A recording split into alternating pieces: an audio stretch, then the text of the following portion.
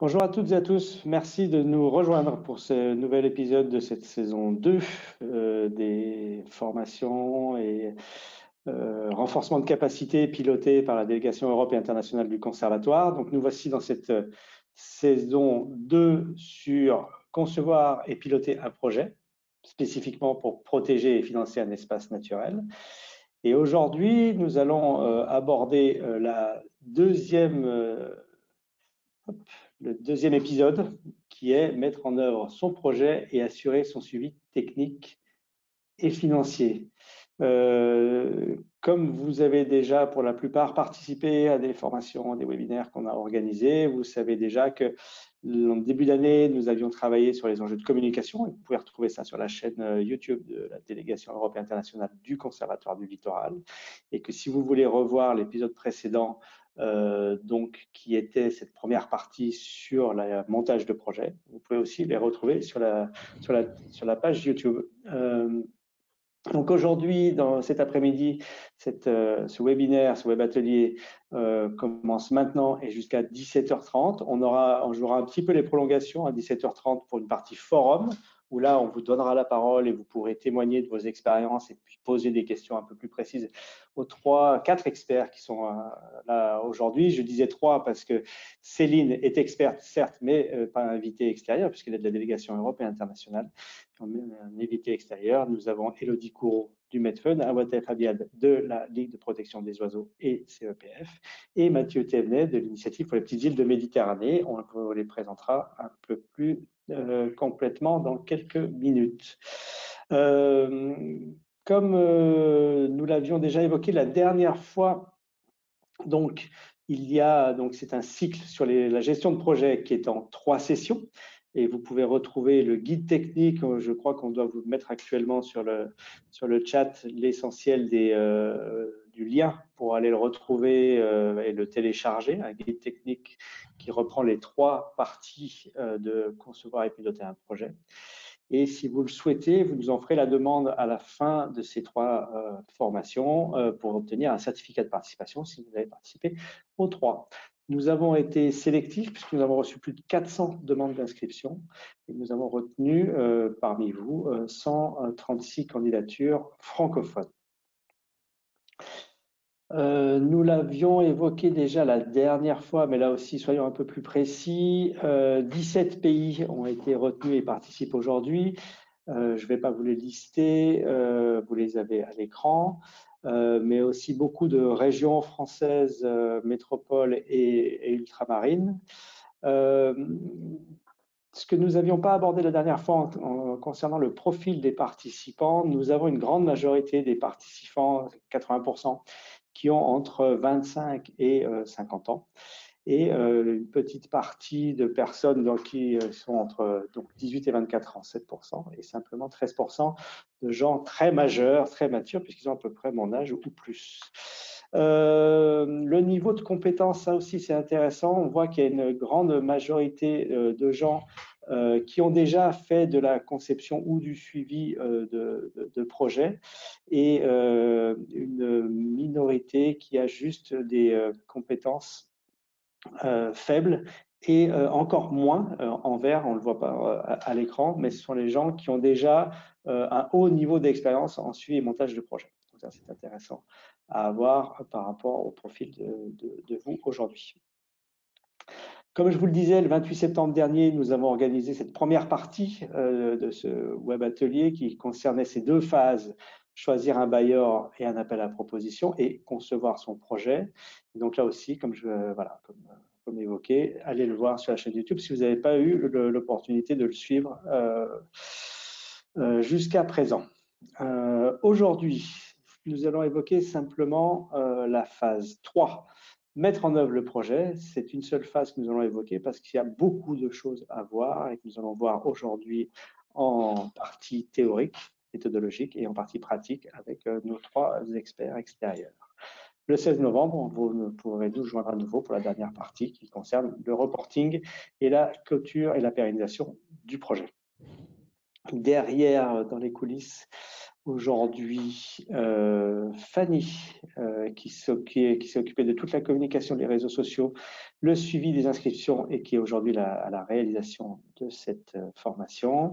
Cyrielle qui gère la boîte à questions et Céline, que vous allez voir à l'image pendant toute la durée de ce webinaire, qui a organisé en amont et coordonné l'ensemble des cycles des projets puisqu'il est fait actuellement en 3 langues, en français, en portugais et en anglais.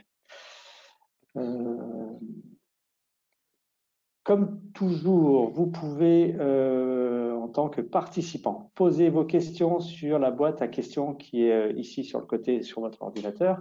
Vous pouvez écrire directement les questions et soit on y répond directement, soit ce seront les experts pendant les parties table ronde qui répondront. Et les intervenants, n'oubliez pas que vous êtes enregistré, tout le monde vous écoute et qu'il faut être très attentif à ce que vous dites parce que ça se restera au moins pour l'éternité. Aujourd'hui, le programme. D'abord, nous allons passer par une rapide présentation des intervenants de manière à savoir d'où ils nous parlent, avec quelle expérience et quel retour d'expérience ils vont pouvoir nous... Sur quel retour d'expérience vous allez pouvoir les questionner. Ensuite, il y aura 4 parties. La première, c'est comment démarrer le projet, avec un cadrage méthodologique de Céline, puis ensuite une table ronde avec vos questions et réponses que vous aurez posées en amont dans la boîte à questions. De même, pour la seconde partie, engager le projet et mener son suivi, cadrage méthodologique de Céline, puis table ronde pour répondre aux questions que vous aurez écrites dans la boîte à questions sur le côté. On finira par une checklist rapide pour revenir sur l'essentiel de ce qu'il faut retenir, puis une partie forum, et là on vous laissera la parole de manière à ce que vous puissiez intervenir pour poser vos questions directes et témoigner de vos expériences personnelles. Petit retour en arrière sur le précédent web atelier, la partie montage de projet.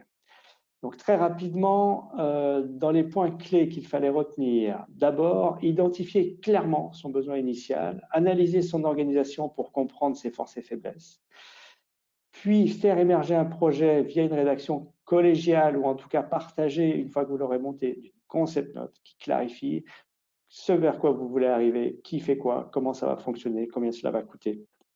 Sur cette base-là, vous pourrez ensuite chercher et trouver une source de financement appropriée, en vous assurant particulièrement que le projet que vous envisagez est cohérent avec les attentes du bailleur. On ne va pas vendre des sujets concernant l'éducation à des gens qui vont financer que de la réalisation de travaux.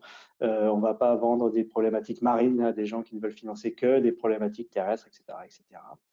Ensuite, il faut bien s'assurer que l'équipe, votre équipe, et les partenaires qui seront en charge de la mise en œuvre seront en capacité de respecter toutes les procédures de candidature de ce projet. Voilà, pour être sûr que ça correspond bien avec les attentes du bailleur.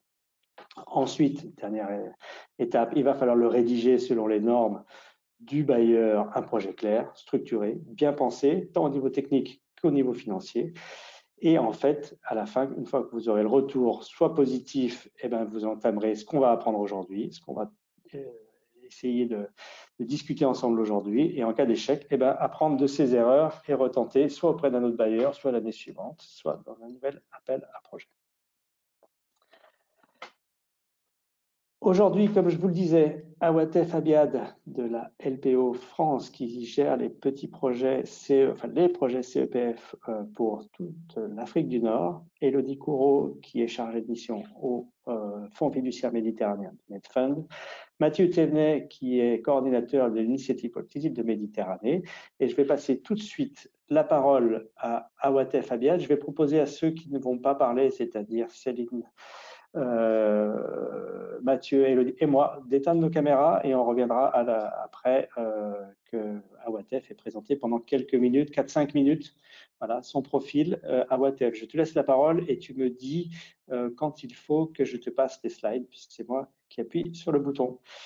Merci, à tout à l'heure. Merci Fabrice, merci tout le monde. Je suis contente d'être parmi vous pour partager mon expérience et vous parler de l'équipe de mise en œuvre régionale et de fonds de partenariat pour les écosystèmes critiques. Donc, je suis Awaté Fabia, je travaille à la LPO France, qui fait partie du consortium BirdLife pour la gestion des projets CEPF, notamment en Afrique du Nord. Le consortium BirdLife est responsable sur la gestion dans tout le hotspot méditerranéen. Merci.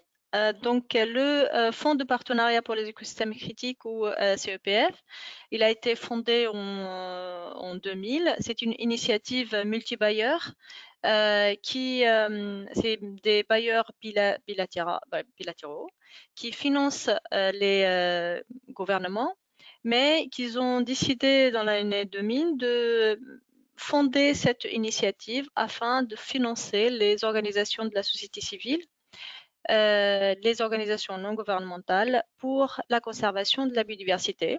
Donc, son rôle, c'est de fournir une assistance technique, de soutenir les ONG partout dans le monde, dans les hotspots pour la biodiversité. Ce qu'on appelle des hotspots, c'est des zones où la biodiversité est menacée, où 70% de la biodiversité a été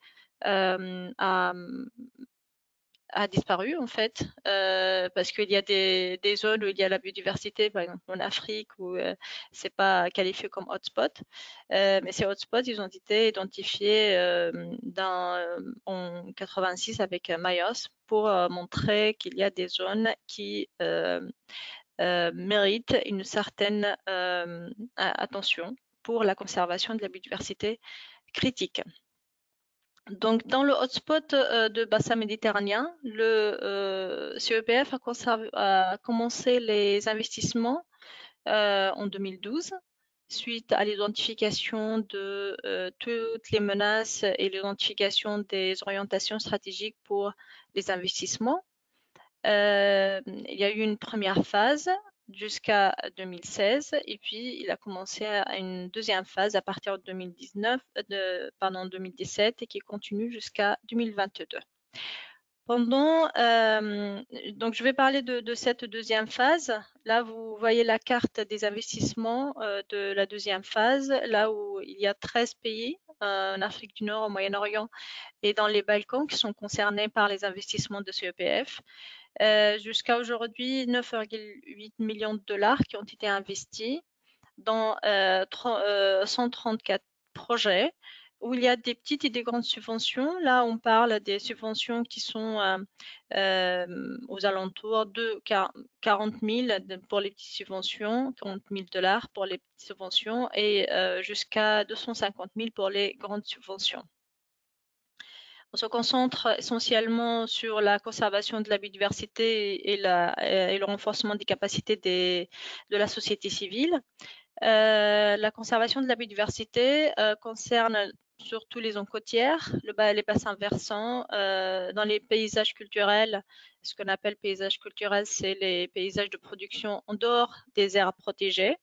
Et essentiellement, pendant cette phase, on a fait une attention particulière à la conservation des plantes et le renforcement des capacités des associations qui reste une action transversale à tous les projets.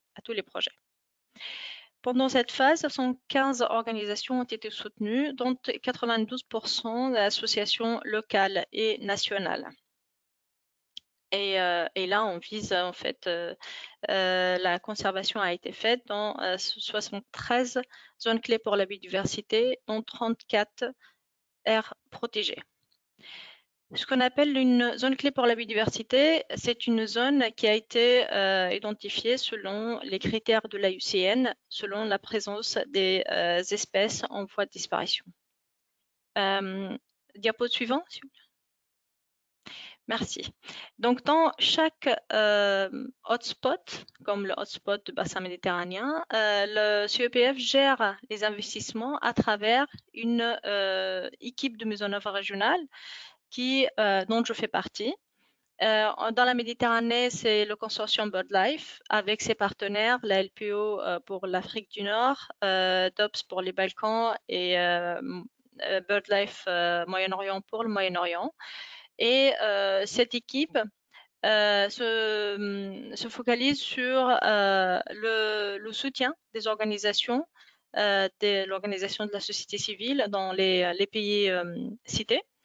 Et on se focalise essentiellement dans l'accompagnement, dans la sélection de projets, l'élaboration des projets et l'élaboration de la proposition jusqu'à l'accord de l'investissement. Et puis, assurer aussi le renforcement des capacités, assurer le suivi et le suivi de la mise en œuvre de projets depuis le début, depuis le démarrage des projets jusqu'à la fin. Et pendant cette session, c'est ce que je vais partager avec vous, une expérience à travers ce travail dans l'accompagnement des associations au cours de la mise en œuvre de leurs projets. Et aussi, nous, comme équipe de mise en œuvre régionale, on est bénéficiaire de subventions de CEPF. Donc, j'ai la double casquette, si vous voulez, de pouvoir gérer un projet pour le CEPF et de suivre les projets avec les bénéficiaires de CEPF en Afrique du Nord. Également, l'un des rôles de l'équipe de mise en œuvre, c'est d'assurer la synergie entre les différents projets, les différentes initiatives dans la Méditerranée pour éviter le chevauchement des projets. Comme je viens de dire, en fait, un rôle très important de supervision de la mise en œuvre pour les projets dans la Méditerranée, pour moi, c'est en Afrique du Nord.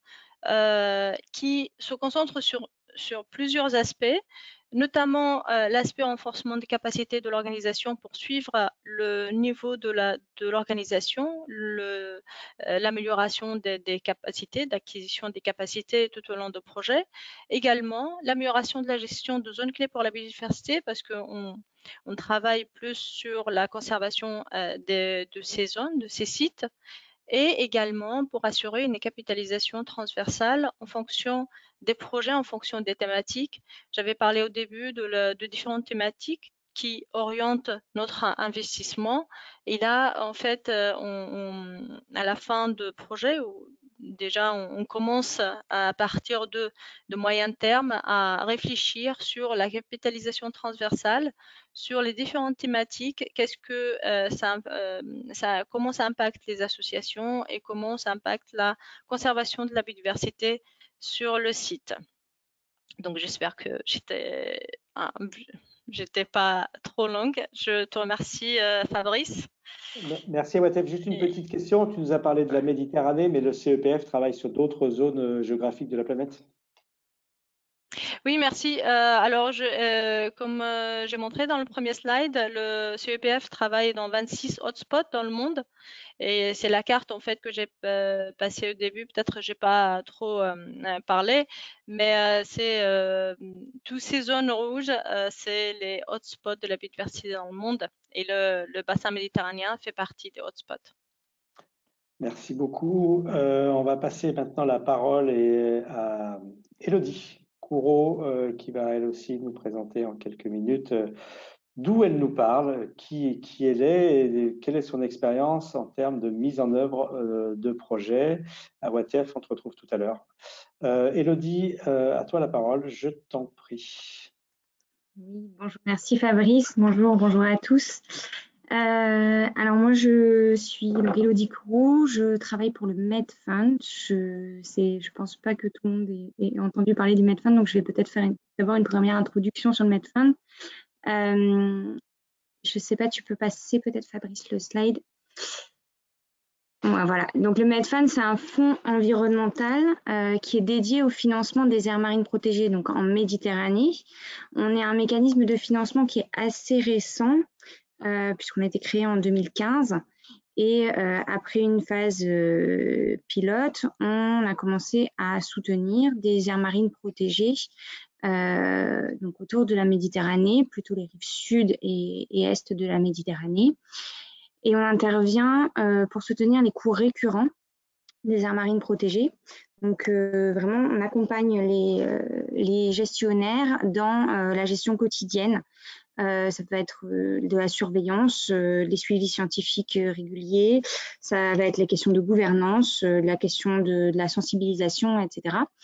Et on a des conventions sur le long terme avec nos bénéficiaires, donc avec des conventions de 5 ans pour vraiment leur permettre de mettre en œuvre sur le long terme des actions de gestion et pour pouvoir avoir un impact sur le terrain sur le long terme. On intervient aujourd'hui dans 4 pays. On a des bénéficiaires donc dans 4 pays, au Maroc, en Tunisie, en Albanie et en Turquie. Et on soutient beaucoup on soutient principalement des acteurs qui sont en co-gestion, donc une collaboration entre les autorités nationales qui sont en charge de la gestion des aires marines protégées et des ONG, des organisations de la société civile qui accompagnent et qui travaillent également à la mise en œuvre des plans de gestion sur le terrain. On fonctionne avec des appels à projets annuels et voilà, des candidatures qui sont sur appel à manifestation d'intérêt avec les informations qui sont disponibles sur le site internet si besoin. Au niveau de mon parcours, puisque c'était une des questions, tu peux peut-être passer au slide suivant. Donc moi, au niveau du Medfund, donc je m'occupe de l'accompagnement technique. Donc je suis le point d'entrée technique des porteurs de projets quand on est en phase candidature ou des bénéficiaires quand on est finalement en convention avec nos bénéficiaires. Je travaille aussi sur la partie communication et l'appui au fundraising, puisque comme on est un fonds, on reçoit des financements de bailleurs internationaux qu'on redistribue aux différents bénéficiaires.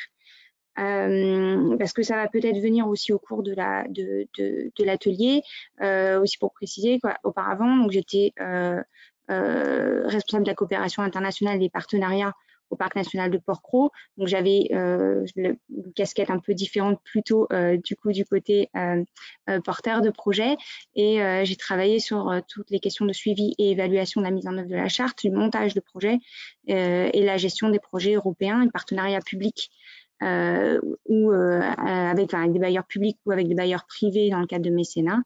Et j'étais également au conseil d'administration de Medfund pour le volet coopération. Voilà pour une présentation de mon parcours et du Medfund. Merci beaucoup, Élodie. Effectivement, je pense qu'on reviendra sur tous ces points. Enfin, ton expérience, que ce soit au sein du parc ou au sein aujourd'hui du Medfund, sera très utile pour répondre aux questions tout à l'heure. Merci. On va passer la parole à Mathieu Thévenet, qui est le coordinateur de l'initiative internationale pour les petites îles de Méditerranée. Mathieu, je te laisse la parole, à toi de te présenter l'initiative pour les petites îles. Merci. Bonjour à tous, oui, je m'appelle Mathieu, donc je suis le coordinateur effectivement des PIM, une ONG qui existe en tant qu'ONG depuis 2017, mais qui est active en Méditerranée depuis 2005, depuis bientôt 20 ans. Donc on a la prétention de bien connaître les acteurs et les écosystèmes méditerranéens. On travaille donc sur la protection des espèces insulaires. Pourquoi les espaces insulaires? Parce qu'ils regroupent des caractéristiques intéressantes, comme le fait de devoir aborder les enjeux marins comme des enjeux terrestres sur un espace restreint, parce que ce sont des espaces qui ont été relativement préservés de l'urbanisation en Méditerranée, et donc qui, selon nous, sont faciles, un petit peu plus faciles à préserver que d'autres parties littorales, par exemple, ailleurs sur d'autres écosystèmes méditerranéens. On est une organisation régionale, ça veut dire que notre président, notre vice-président ne sont pas français, ils sont tunisiens, espagnols, marocains, italiens, espagnols. Voilà, ce sont toutes les personnes qui composent nos conseils scientifiques, le conseil d'administration. On essaie donc d'avoir une approche collégiale, méditerranéenne, même si en fait, je vous parle actuellement de Marseille, puisque nos bureaux sont basés à Marseille. Rapidement, ce qu'on fait en fait, c'est, on peut rester sur la slide précédente. Ce qu'on fait, c'est essayer d'appuyer les gestionnaires d'espaces protégés ou les futurs gestionnaires d'espaces protégés à la mise en place d'un statut de protection efficace, qui n'existe pas que sur le papier, qui est visible sur le terrain avec des résultats. Et on intervient à chacun des stades de maturation d'un statut de protection. Donc, au tout début, quand il n'existe pas, lorsqu'il faut simplement collecter des données scientifiques, nous sommes là pour aider les futurs gestionnaires, pour faire des formations sur les enjeux comme aujourd'hui de gestion de projet ou sur des choses beaucoup plus précises comme de la restauration écologique. Nous sommes là aussi aux côtés de nos gestionnaires pour développer des guidelines, pour mettre en place des politiques de co-management, puisqu'on croit à ce système-là, donc une coopération entre les institutions et les ONG, pour faire de la restauration d'habitats lorsque les habitats sont dégradés. Et puis enfin, pour voilà, crier fort la nécessité de protéger la Méditerranée dans sa partie marine ou terrestre, donc en faisant de la communication et en faisant de ce qu'on appelle du plaidoyer. Next slide, please. Bon, moi je vois toujours la première. Ouais, ça met un petit peu de temps. Donc on est capable, on a la chance d'avoir, on a l'opportunité attendez, je vois pas bien, j'ai écrit quelque chose qui me dérange. Nous avons l'opportunité donc de travailler à différentes échelles. On est capable de monter des projets, je veux dire, sur un site particulier lorsqu'on souhaite concentrer nos efforts sur un espace donné. On met en place aussi des projets régionaux, donc des projets multisites. On reçoit des financements publics, parmi eux l'Agence de l'eau, le Fonds français pour l'environnement mondial, et des financements privés également, ou mixtes comme le CEPF ou comme la Fondation Albert II ou comme la Fondation MAVA qui nous a beaucoup appuyé ces derniers temps. Donc on a une expérience, ouais, je dirais, assez correcte en termes d'implémentation de projets et de différentes sortes de financement. Notre particularité, et ce dont on essaye de continuer à mettre en place en Méditerranée, c'est toujours se situer à l'interface, donc au milieu entre le terrain, donc véritablement connaître nos gestionnaires, être avec eux sur le terrain, quotidiennement à distance, ou véritablement sur le terrain à se salir les mains, pour travailler avec eux à leur côté, et également travailler à une échelle régionale lorsqu'il faut intervenir au niveau du plan d'action pour la Méditerranée ou faire une stratégie à l'échelle régionale, donc travailler, comme on dit, en chemise et en cravate, comme étant capable de travailler en chaussures de terrain quotidiennement. Voilà. C'en est tout pour moi. Merci Mathieu, merci à tous les trois là, pour vos présentations qui sont très claires. On va commencer par une première partie avant de vous retrouver tous les quatre, Céline, Awatef, Elodie et Mathieu, pour la partie questions-réponses qui sera dans 10 minutes. Là, on va partir dans une nouvelle présentation méthodologique de la part de Céline. Je vous rappelle que pendant ce temps, vous pouvez poser vos questions qu'on lit dans la boîte à questions, soit on vous répond directement, soit ces questions seront posées ensuite lors de la partie table ronde. Céline, je te laisse la parole et 10 minutes. D'accord, merci et bonjour à tous. Fabrice, je veux bien que tu passes la première slide. Donc, suite au rappel que Fabrice vous a fait sur le précédent web atelier, là, on entre dans la phase où on reçoit l'information, vous recevez l'information que votre projet est accepté. Alors, il se peut que le projet soit accepté sans modification demandée de la part du bailleur, ou il se peut parfois, ça peut arriver, ça nous est arrivé en tout cas nous au conservatoire dans un projet européen, où le bailleur nous a demandé d'ajuster en fait le budget qu'on avait établi au préalable. Donc, il nous propose de quelques modifications à effectuer. Donc, c'est à nous de lui apporter des éléments, de revoir éventuellement le budget ou de revoir éventuellement certaines activités par rapport à ce qu'on avait prévu. Ensuite, une fois que ce projet donc, a été accepté, qu'on reçoit ce mail tant attendu du bailleur, on va signer notre contrat de subvention ou la convention. Alors, je dis vous signez, mais en fait, c'est évidemment la direction de l'organisation, en tout cas le représentant légal qui va devoir signer ce contrat ou cette convention avec le bailleur. Par contre, en tant que chef de projet, il y a évidemment un rôle à jouer dans la lecture de ce contrat, de cette convention, parce qu'il y a des choses évidemment qu'il va falloir contrôler. Est-ce que quelles sont la date de début et la date de fin de projet? Est-ce qu'on est bien d'accord sur le montant de la subvention qui est accordée? Quelles sont les modalités de versement? Est-ce que les modalités de cofinancement sont bien clairement indiquées? Et on peut également commencer à se référer sur le manuel administratif et financier du bailleur, auquel on n'a pas forcément accès parfois dans la phase de montage, pour vraiment se pencher sur des aspects plus administratifs. Quelles sont les périodes pour le reporting? Est-ce qu'on va avoir besoin d'ouvrir un compte spécifique dédié au projet pour potentiellement recevoir la première avance? Est-ce qu'on va devoir faire appel également à un auditeur comptable qui va devoir analyser tous les rapports financiers qu'on va devoir produire? Donc voilà, tous ces éléments-là sont à lire, à bien intégrer avant de signer le contrat de subvention. Parce qu'à partir de ce moment-là, ce contrat de subvention, c'est le document central, c'est ce qui vous engage, et donc c'est ce qu'il va falloir respecter du début à la fin du projet. Une fois tous ces petits soucis administratifs passés, vous démarrez le projet à la date prévue. Prochaine slide. Donc là, ce qui est important à partir de ce moment-là, c'est de construire le guide du projet pour comprendre toutes les obligations qui en découlent et puis pour pouvoir bien les partager par la suite à son équipe ou à ses partenaires.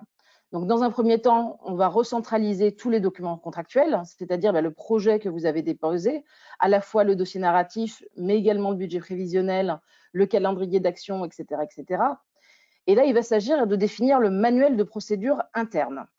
C'est-à-dire qu'il va falloir vérifier que les procédures, il va falloir synthétiser, encadrer et partager à la fois les pratiques de son organisation, mettre ça en corrélation avec les attentes qui sont demandées par le bailleur de fonds et voir si on peut les conserver telles quelles, voir s'il faut les faire évoluer à la marge ou voir clairement s'il faut les formaliser et les rédiger si ce sont des choses qui n'étaient pas disponibles dans son organisation. Donc, quand je parle de manuel de procédure interne, ça va être par exemple tout ce qui est la politique de déplacement. Est-ce que par exemple les frais de mission qu'on va avoir dans une mission à l'étranger vont être remboursés aux frais réels ou sous un système forfaitaire? Qu'est-ce qu'il en est des procédures d'appel d'offres? Évidemment, suivant les seuils, il y a souvent des demandes de mise en concurrence auprès de prestataires qui est demandée. Donc là, avec la mise en concurrence, ce n'est pas forcément le meilleur coût qui sera sélectionné, mais l'offre la plus qualitativement et financièrement intéressante. Quelles sont les procédures de validation ou quelles sont les procédures de prise de décision justement par rapport au déplacement, par rapport à ces procédures d'appel d'offres, à qui on fait signer les contractualisations finales dans l'organisation. Donc tout ça va permettre de définir le manuel de procédure interne auquel on va pouvoir annexer une diverse série de documents types. Ces ordres de mission, ces états de frais, des modèles de cahier des charges ou de mails d'appel d'offres, par exemple. Dans le guide du projet, c'est là qu'on peut également anticiper et réfléchir à comment on va échanger, que ce soit au niveau de l'équipe, mais également au niveau de ses partenaires. Est-ce qu'on va mettre en place un système de visioconférence? Est-ce qu'on a besoin de faire appel à un outil gratuit ou est-ce qu'on veut avoir un logiciel payant? Est-ce qu'on va utiliser une plateforme Drive pour partager des documents? Ou là encore, est-ce qu'on veut un système de stockage externe payant? Et enfin, le dernier point dans ce guide projet, c'est tout ce qui concerne les outils de communication et les supports de communication. C'est en quelque sorte préparer l'identité graphique du projet, donc essayer de préparer et d'anticiper un logo, de définir une charte graphique et de travailler sur une ébauche de plans de communication et de valorisation. Donc tous ces documents du guide projet, il va être important de les avoir dans un format d'archivage accessible pour tout le monde, donc à la fois dans un système papier et à la fois dans un système numérique. Je précise que le papier, c'est parfois également une exigence de certains bailleurs de fonds. Sur certains projets européens, on nous demandait d'avoir une boîte à archives très structurée où on pouvait facilement retrouver toute la dimension administrative, mais aussi la dimension technique du projet. Ensuite, on va pouvoir construire les outils de suivi au moment du démarrage. Alors pour ça, on va se resservir évidemment de tout ce qu'on a pu déposer au préalable au moment de la phase de montage de projet. Et ces outils de suivi vont être indispensables pour le bon pilotage du projet, que ce soit d'un point de vue administratif, d'un point de vue technique ou d'un point de vue financier. Ces outils de suivi, ça va également aider à anticiper et à préparer le reporting qui va pouvoir avoir lieu soit en fin de projet, soit parfois de manière intermédiaire selon les attentes du bailleur. Donc, quelques outils de suivi assez classiques.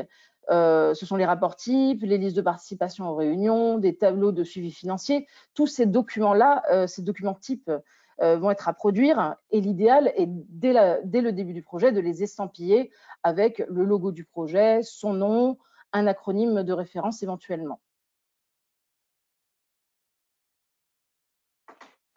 Prochaine slide.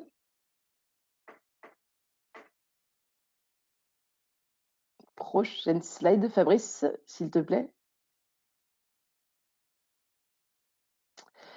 Merci. Un autre outil de suivi qu'il est bon d'avoir dès le démarrage du projet, c'est ce qu'on appelle la timesheet, la feuille de temps.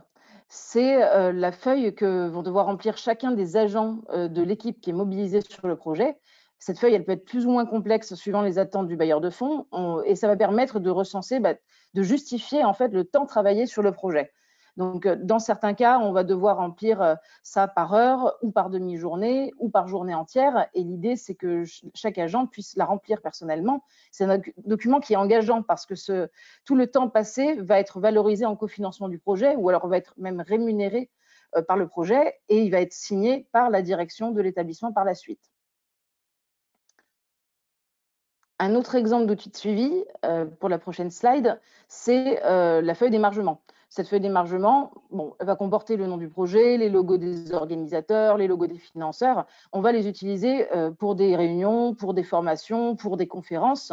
Et là encore, les bailleurs de fonds peuvent avoir des attentes différentes avec soit un émargement qui se fait pour toute la durée de l'événement, soit pour un émargement qui se fait sur les demi-journées.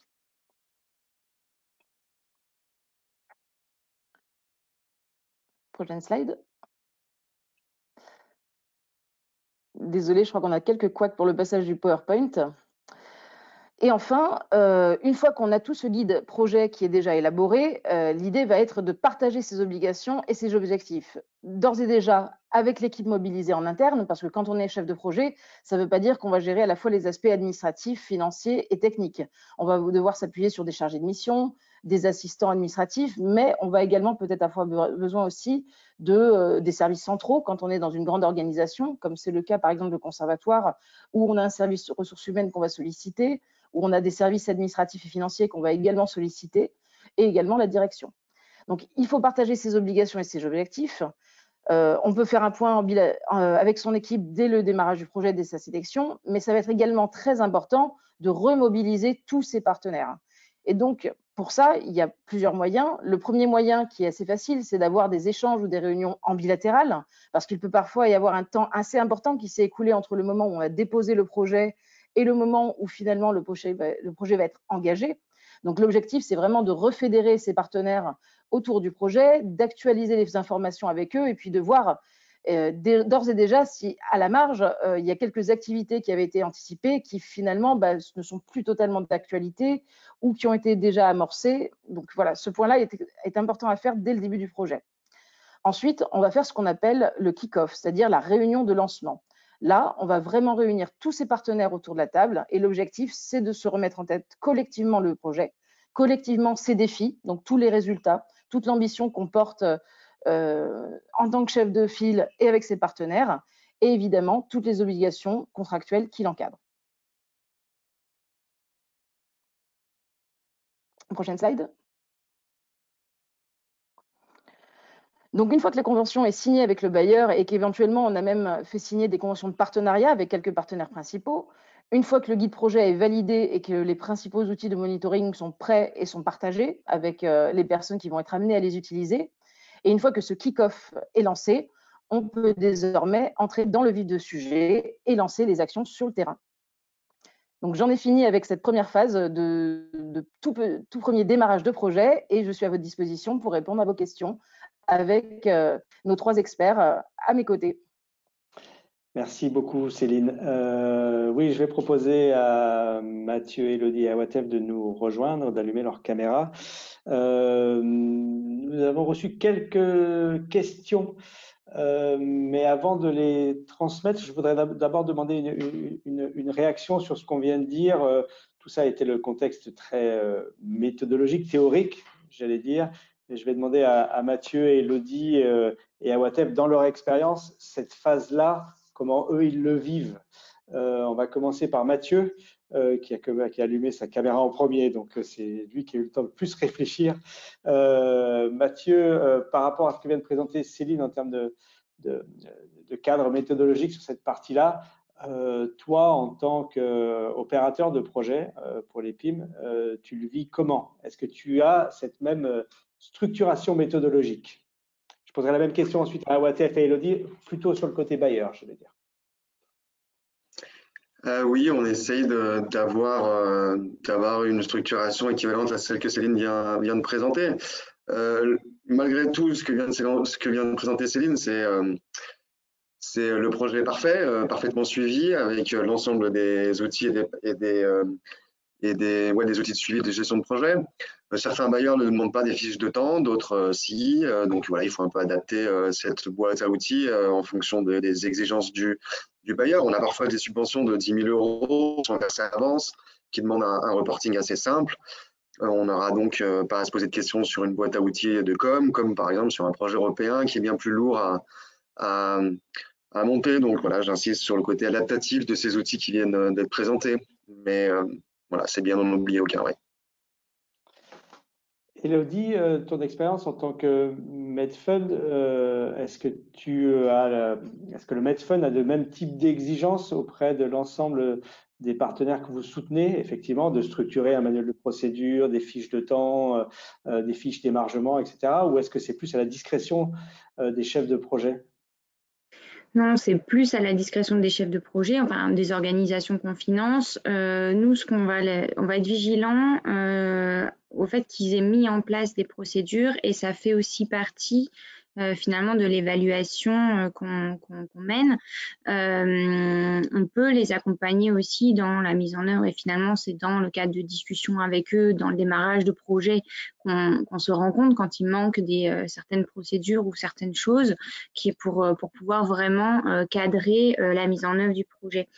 Peut-être aussi dans le lancement finalement, et ce qui me semble aussi très important, c'est qu'effectivement il y a ce délai là souvent entre finalement la candidature et le moment où le projet se met vraiment en place, et il y a potentiellement des choses qui ont changé ou qui ont échappé aux équipes qui travaillent avec, puisqu'il y a parfois des petits ajustements qui se font dans les dernières phases de candidature ou de conventionnement. Et cette phase-là, elle est cruciale, en tout cas pour nous, pour vraiment repréciser. Il faut que les bénéficiaires de fonds et porteurs de projets soient vraiment très attentifs à quelles sont les spécificités, quelles sont les attentes, quels sont les attendus, mais même voilà, imaginez à 1 an, à 2 ans, à 3 ans, quels vont être les attendus pour pouvoir vraiment planifier et organiser au mieux. Et voilà, effectivement, on va pas se lancer dans des fiches de temps quand on n'a pas besoin, mais par contre, parfois, il y a besoin d'un certain type de reporting et il faut l'anticiper dès le début. Donc oui, on est attentif, en tout cas, à la mise en œuvre de procédures dès le début, et c'est un élément clé de la réussite du projet, évidemment. Merci. Awatef, de ton côté, dans les projets CEPF, par exemple, est-ce que vous formez les nouveaux bénéficiaires de fonds justement pour leur préciser toute cette mécanique à mettre en place en termes de feuilles de suivi, feuilles d'émargement, manuel de procédure? Voilà, est-ce qu'il y a une formation régulière qui est faite pour vos bénéficiaires, ou est-ce qu'il faut que vous aillez chercher tout ça dans le guide CEPF? Merci. Alors, au lancement de projet, les bénéficiaires, enfin, bien sûr, le CEPF, les bénéficiaires ne commencent pas leur projet en même temps.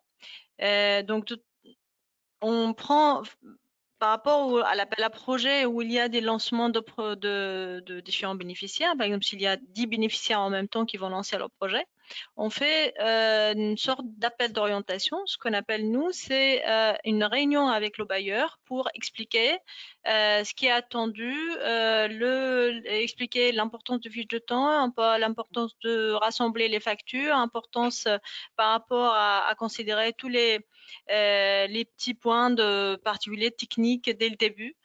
Et puis, après, l'équipe de mise en œuvre, c'est-à-dire moi et mes collègues, on suit ça avec les partenaires de temps en temps, c'est-à-dire quand il y a quelque chose par moment, on intervient pour pour ajuster ces points. En termes de formation, c'est à la demande de bénéficiaires, c'est-à-dire tout à l'heure, Céline, tu as parlé de manuel de procédure. Pour le CEPF, le manuel de procédure, on le demande avant d'allouer la subvention.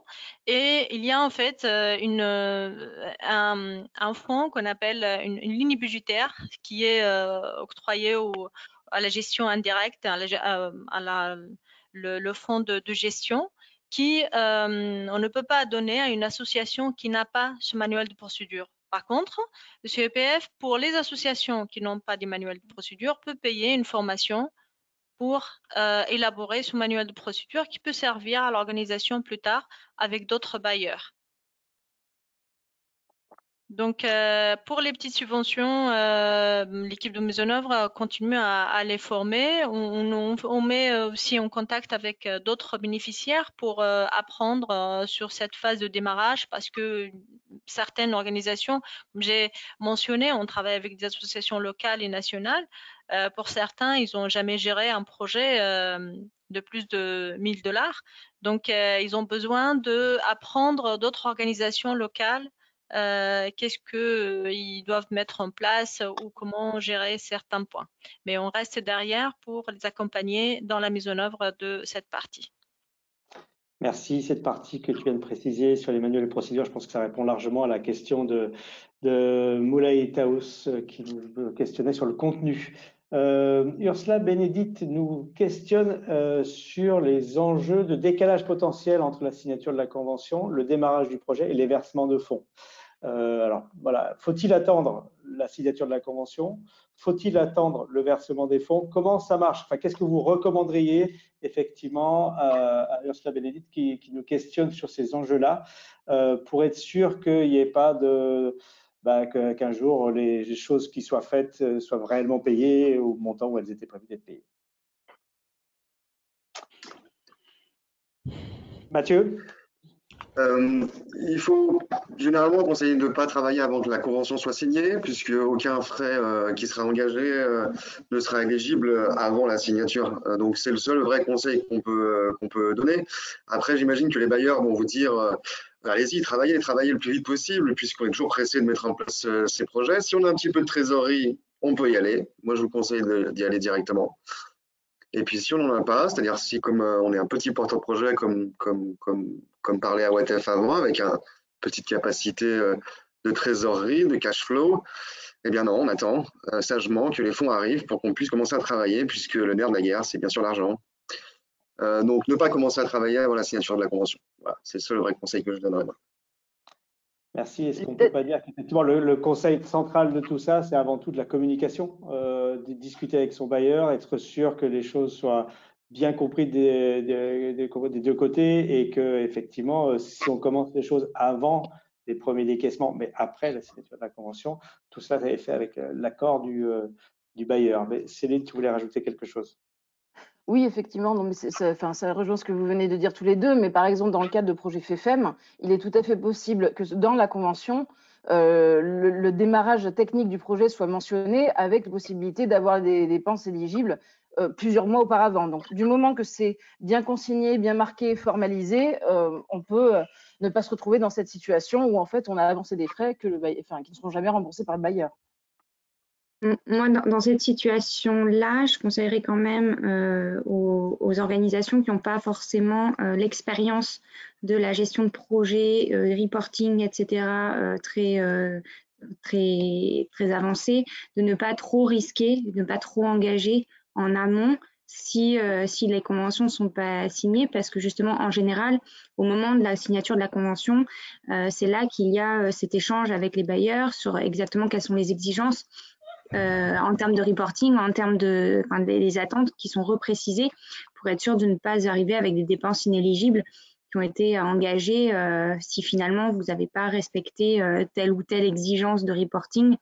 Voilà, si les manuels de procédure sont très bien mis en place, oui, on peut lancer des dépenses. Si les procédures sont pas très claires encore dans votre organisation, il vaut mieux être prudent et attendre un petit peu que voilà, en tout cas que la convention commence plus officiellement.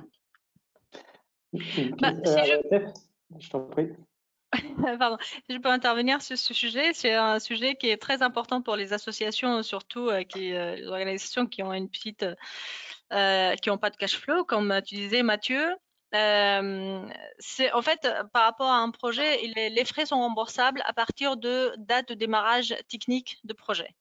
Bien sûr, l'idéal, c'est de faire de signer la convention avant la date de démarrage. Et puis, il y a le cash flow, il y a le premier paiement, premier décaissement. Ce qui se passe réellement, c'est qu'il y a un retard. Ça dépend des pays. Il y a un retard entre le décaissement, entre la signature de la convention et le décaissement de premiers paiements. Donc ça, vraiment, ça dépend. Si on parle réellement de sujets sur terrain, ça dépend de la force de l'association et de sa trésorerie. S'ils ont l'argent pour avancer, les bailleurs ils peuvent financer, ils peuvent rembourser les frais à partir de date de démarrage. On ne peut pas commencer avant, mais ils peuvent avancer en attendant que le premier paiement arrive. Mais certainement, il y a toujours des décalages entre la date de signature de convention et le premier paiement. Merci beaucoup. Je précise que voilà, ce que nous dit AOTF, c'est spécifique pour le CEPF notamment, et que chaque bailleur de fonds a ses propres procédures. Donc là aussi, rapprochez-vous des règles du jeu qui sont écrites dans la convention ou plus largement dans le manuel de procédure du bailleur pour vérifier effectivement que les frais que vous allez engager sont bien éligibles au bon moment, etc. etc. Mais, si je peux ajouter, Fabrice, vas-y. C'est première chose à prendre en considération, c'est de bien lire le contrat, parce que tout ça existe dans le contrat de la convention. Merci beaucoup. Une question de Mustapha. Comment est-ce qu'on travaille avec le bailleur pour travailler avec lui sur les avancées du projet? Est-ce que c'est des rendez-vous annuels, mensuels? Est-ce que c'est au bailleur de les proposer ou de les imposer? Est-ce que c'est aux bénéficiaires de dire moi je préfère vous voir tous les mois ou vous envoyer un rapport tous les 6 mois? Comment ça marche dans vos pratiques à vous? Mathieu, tu as différents bailleurs actuellement. Voilà, les différents types de relations avec les bailleurs, puis après on passera à WhatsApp et Elodie. Moi, je classerais les bailleurs en 2 catégories, ceux qui ont un visage et ceux qui n'en ont pas. Le CEPF a un visage, vous l'avez devant vous, les autres fondations méditerranéennes également. Les bailleurs européens, on ne sait pas trop qui ils sont, ce sont des personnes derrière un bureau à Bruxelles, on imagine. Donc on a une relation différente avec ces personnes-là. Le reporting, il est fait, c'est le bailleur qui l'impose, c'est marqué dans votre contrat, donc c'est tous les 3 mois, tous les 6 mois, tous les ans. Donc au moins, vous devez au moins donner des nouvelles à ces moments-là. Mais ce qu'on conseille, nous, à nos partenaires locaux, c'est de ne pas communiquer qu'à ces moments-là. C'est aussi de communiquer sur les petits succès que vous avez par WhatsApp ou par mail, de leur dire regardez, on a réussi à avancer ça, c'était une difficulté, voilà, essayer de rendre humain en fait votre projet et puis surtout distinctif par rapport à tous les autres que le bailleur gère au même moment. Donc voilà, essayons déjà de communiquer pas que sur ce négatif, mais aussi sur le positif, de voir les bailleurs pour ce qu'ils sont, c'est-à-dire généralement des spécialistes du secteur, donc des gens qui sont intéressés par ce que vous faites, et puis aussi de ne pas louper les périodes de reporting, bien évidemment, c'est la base. Par rapport à ça, vos pratiques, Elodie, à WATEF, c'est vous qui imposez à vos partenaires de leur dire on se voit tous les 15 jours ou vous m'écrivez quand vous voulez, comment ça marche? Je peux, Elodie? Vas-y. Donc, si je parle par rapport au CEPF, comme Mathieu a mentionné, on est là, le CEPF, on espère aussi être en contact continu avec l'association, avec le bénéficiaire. En termes de rapports techniques, il y a des dates bien précises pour les rapports techniques qui sont dans le contrat, et c'est en fait soit tous les 3 mois ou tous les 6 mois, ça dépend du projet, ça dépend de l'ampleur du projet. Donc ça, c'est des rapports qui sont fixes. Après, il y a d'autres types de reporting sur les activités.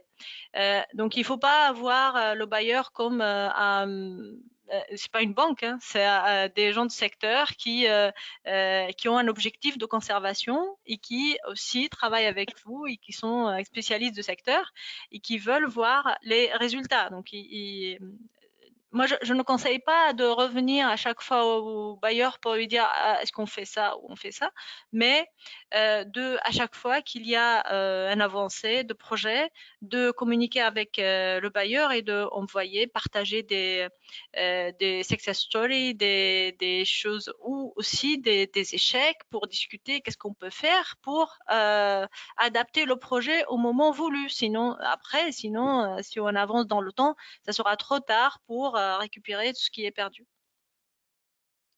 Merci. Elodie, de ton côté, est-ce que tes partenaires dans les 4 pays que tu évoquais tiennent à te parler tous les jours, tous les mois, une fois par an? Comment ça marche? Chez nous, ça dépend. Alors, il y a ce qu'on demande, on va dire, de base, c'est-à-dire à minima, on demande un reporting. Bon, alors on a le reporting qui est notre reporting annuel, qui est vraiment un reporting officiel, qui est celui qui est transmis pour pouvoir avoir les versements les tranches suivantes de versements, etc., qui est celui-là, on va dire, très, très cadré. Ensuite, on a des points techniques 3 à 4 fois par an, qui sont des points techniques dans lesquels on va vraiment balayer l'ensemble des activités qui sont prévues.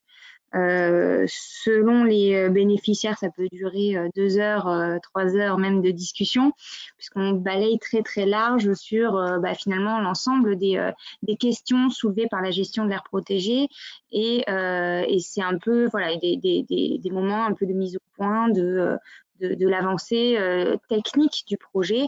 On soulève aussi les questions financières, etc., s'il y a besoin de réajustement à ces moments-là. Donc là, c'est plutôt à ma demande qu'on a ces points techniques qui sont 3 à 4 fois par an.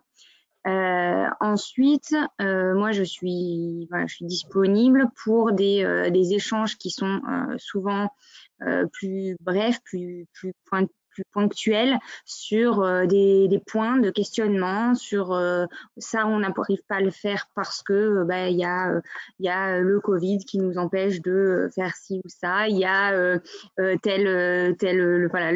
bateau est tombé en panne donc on n'a pas pu faire telle action, etc. Comment est-ce qu'on répond? Et là c'est plus au cas par cas et à la demande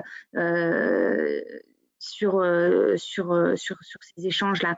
Je rejoins quand même à OATF sur la question de la communication finalement des réalisations. Communiquer avec son bailleur, ça peut être aussi par le biais juste de la communication des actions menées sur le terrain. C'est pas forcément par un mail directement au bailleur, ça peut être par un post Facebook qui dit voilà, on a réalisé telle action. Voilà, ça peut être vraiment juste des actions. L'important pour le bailleur, c'est de voir que le projet se met en œuvre. Et finalement, ça peut être fait par plusieurs canaux, soit par effectivement de l'information directe et des échanges directs avec le bailleur, soit par finalement de la communication autour de ce qui est réalisé par le projet. Et là, ça marche assez bien aussi par un post Facebook et puis voilà, de mentionner quand on mentionne le bailleur ou les partenaires, du coup ça fait directement une communication sur le rendu. Voilà. Et après, certains ont des procédures, et là c'est dans leur procédure. Certains ont des reportings qu'ils ont décidé de faire mensuels. qui les aident finalement au bout d'une année, à faire leur reporting plus facilement sur toutes les activités. Et donc, ils nous transmettent ces éléments-là. C'est très apprécié, c'est très facile pour moi parce que du coup, voilà, c'est une lecture transversale et puis rapidement, je sais ce qui a avancé, ce qui n'a pas avancé. Et c'est vrai que c'est des choses qui sont plutôt à la discrétion de chacun et qui sont dans les procédures que chacun met en œuvre pour pouvoir faire son reporting en interne. Finalement, s'il y a un comité de pilotage interne tous les mois, ça peut être intéressant de partager avec le bailleur aussi l'avancée du projet, qui peut être juste lister les actions et puis mettre un petit commentaire sur ce qui a été fait. Merci beaucoup, Élodie. Oui, effectivement, il y a des procédures et des souplesses différentes d'un bailleur à l'autre et des bailleurs plus ou moins humains, effectivement, qui vont vers cet échange technique, cet échange entre bénéficiaires et bailleurs. Céline, une question, et puis j'en aurai après une dernière plus globale. Quand on a une différence entre le manuel de procédure du bailleur et les manuels de procédure ou les pratiques internes du bénéficiaire, comment ça marche? Est-ce que quand il y a des affrontements entre les deux, comment on fait? Comment on fait? J'ai envie de dire que pour limiter les risques, il faut se plier au règlement du bailleur. Parce qu'au risque sinon que sa dépense se retrouve inéligible. Donc là, c'est au chef de projet de porter ce message-là au sein de son administration pour justement que ça soit entendu, que ce soit compris, que voilà, il y a une rigidité peut-être parfois complémentaire à apporter par rapport à des procédures qui sont mises en place dans la structure. Je pense par exemple, nous, à la première fois où on nous a demandé sur des projets de mettre en place des timesheets, c'était des choses qu'on ne faisait pas forcément au Conservatoire du Littoral, où on a notre conseil d'administration qui avait établi une sorte de valorisation du temps homme avec un chiffre forfaitaire. Donc voilà, certains bailleurs ne l'avaient pas accepté, on s'en est rendu compte dans leur manuel de procédure, et donc il a fallu mettre en place et instaurer ce système de timesheet qui impliquait du temps de travail, à la fois des agents qui remplissaient la fiche, mais également du service ressources humaines. Oui, pas très facile à dire, pardon. Des agents qui remplissaient la fiche, du service ressources humaines qui apportait également les aspects chiffrés sur les salaires chargés, etc., etc. Notre agent comptable et puis la direction qui venait signer le document. Donc voilà. Prendre la règle la plus draconienne et il mieux vaut prendre la règle du bailleur de fonds dans ces cas-là. Merci. Alors, une question qui nous ramène un peu, ce sera la dernière, et si vous avez des réponses rapides, je serai preneur, qui nous ramène à la première formation qu'on avait fait sur le montage de projet, c'est des cofinancements. Puisqu'effectivement, pour pouvoir bénéficier d'un cash flow ou d'une trésorerie qui permette de lancer un projet, même si on n'a pas encore reçu ça au niveau du bailleur, Rabid nous pose cette question. Comment on fait pour avoir ce cofinancement? Parce que quand on impose à des OSC, organisations de la société civile, d'avoir 50% de financement ou même certaines qui en demandent encore plus avec du vrai cash, et quand ces OSC ne les ont pas, comment font-elles pour justement justifier de ce cofinancement dans l'attente d'avoir déjà les financements du projet? Awatef, toi qui travailles beaucoup avec les organisations de la société civile du Maghreb notamment. Alors, la particularité de ce EPF, c'est qu'il ne demande pas de cofinancement, effectivement. C'est que ce soit pour les organisations locales ou internationales, beaucoup utilisent le fonds de CEPF comme un cofinancement pour un autre financement. Et ça, au contraire, hein, nous, on peut servir de ce cofinancement. Après, les OSC, ils peuvent utiliser tout ce qui est contribution en nature. Paiement de local ou les outils qu'ils ont dans leur bureau, comme ils peuvent valoriser ça et le montrer comme un cofinancement. Ils peuvent aussi valoriser le temps de travail des bénévoles pour le mettre comme cofinancement. Donc, ils peuvent valoriser tout ce qui apporte l'association en termes de matériel et valeur humaine pour le cofinancement. Si ils n'ont pas d'autres bailleurs, mais si jamais ils ont une acceptation préliminaire, par exemple pour de la part d'un bailleur, ils peuvent demander du financement avec un autre bailleur en se basant sur cette acceptation préliminaire. Ok, merci beaucoup. On a dépassé un peu le temps qui était imparti à cette petite session de tour de table de questions-réponses. Je vais vous remercier, Elodie Awatef et Mathieu, de disparaître pendant les 10 prochaines minutes de l'écran, pendant que Céline va reprendre le fil de sa présentation méthodologique. Et donc, on va repartir sur la deuxième partie de cette formation. Oui, donc nous allons passer à la deuxième partie qui est vraiment de s'engager dans le projet et de mener son suivi au long cours. Donc, qu'est-ce que ça signifie mener son suivi? Ben, c'est veiller à ce qu'on réalise des actions et qu'on engage les dépenses prévues, comme c'était le cas dans le dossier qu'on a déposé au bailleur de fonds. Donc, qu'on respecte le contenu du projet, les différentes activités qu'on avait programmées, ses livrables et ses résultats. On respecte son budget, son calendrier prévisionnel et ses procédures. Donc, pour commencer tout d'abord, on va se pencher d'abord sur les activités du projet. Donc là, au démarrage, ce qui est important, c'est vraiment de repartir sur le chronogramme qu'on avait établi initialement au moment dans le dossier qu'on avait déposé auprès du bailleur. Et tout au long du projet, l'objectif, ça va être vraiment de le tenir à jour régulièrement et de bien l'avoir en tête. La clé pour bien mener un projet d'un point de vue technique, c'est vraiment de bien planifier, de bien programmer les différentes activités qu'on va mettre en place, que ce soit par exemple des missions sur le terrain ou des actions de formation ou des rencontres. Donc de bien planifier tout cela et notamment de mettre aussi ça en relief avec parfois les périodes de reporting.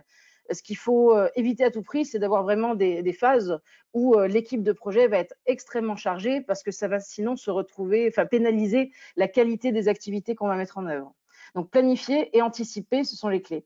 Anticiper, c'est aussi justement quand on a par exemple des études à mener ou quand on a des missions sur site, s'assurer qu'on a, pardon Fabrice, slide précédente, ça veut dire s'assurer qu'on a au préalable toutes les autorisations qui sont nécessaires. Quand, par exemple, il y a des travaux à mener sur un site, il faut faire toutes les autorisations préalables à des travaux. Quand on va se déplacer sur une île, il faut parfois l'autorisation d'accéder à l'île de la part des autorités et l'autorisation parfois de faire des prélèvements scientifiques sur le terrain. Donc, tout ceci a un temps et donc c'est important de bien l'avoir en tête pour que le chronogramme qu'on a soit vraiment tangible. Dans la planification des activités, c'est également important de bien planifier les réunions, et notamment quand on est dans des projets de partenariat qui impliquent plusieurs partenaires méditerranéens, par exemple, des partenaires internationaux. Plus tôt on avertit des périodes où on va pouvoir programmer des formations, des conférences, mieux ça va être pour que le projet se déroule bien avec ses partenaires.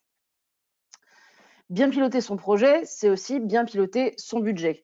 On en parle beaucoup depuis tout à l'heure, l'argent c'est le nerf de la guerre, donc c'est très important de bien avoir en tête le budget initial et d'effectuer des points réguliers sur les dépenses qui ont été engagées, qui ont été déjà consommées et tout ce qui reste à faire et de mettre ça en parallèle avec les activités qu'on doit mener. Ça permet également de faire ces points réguliers, de s'assurer qu'on a la trésorerie suffisante pour pouvoir engager les actions. C'est notamment extrêmement important quand on est une petite institution. Faire ces points budgétaires et suivre un peu toutes les justificatifs qu'on va pouvoir collecter au fil de l'eau, tout ça, ça va nous aider là encore à gagner du temps et à anticiper les différentes phases de reporting qui vont avoir lieu à des moments qui sont établis par le bailleur de fonds. Bien piloter son projet, c'est aussi bien piloter tout ce volet administratif. Donc, ce qui peut être utile de la part du chef de projet, c'est dès le démarrage de construire une checklist en fonction des éléments qu'il va devoir collecter et qui vont être notamment utilisés dans le reporting.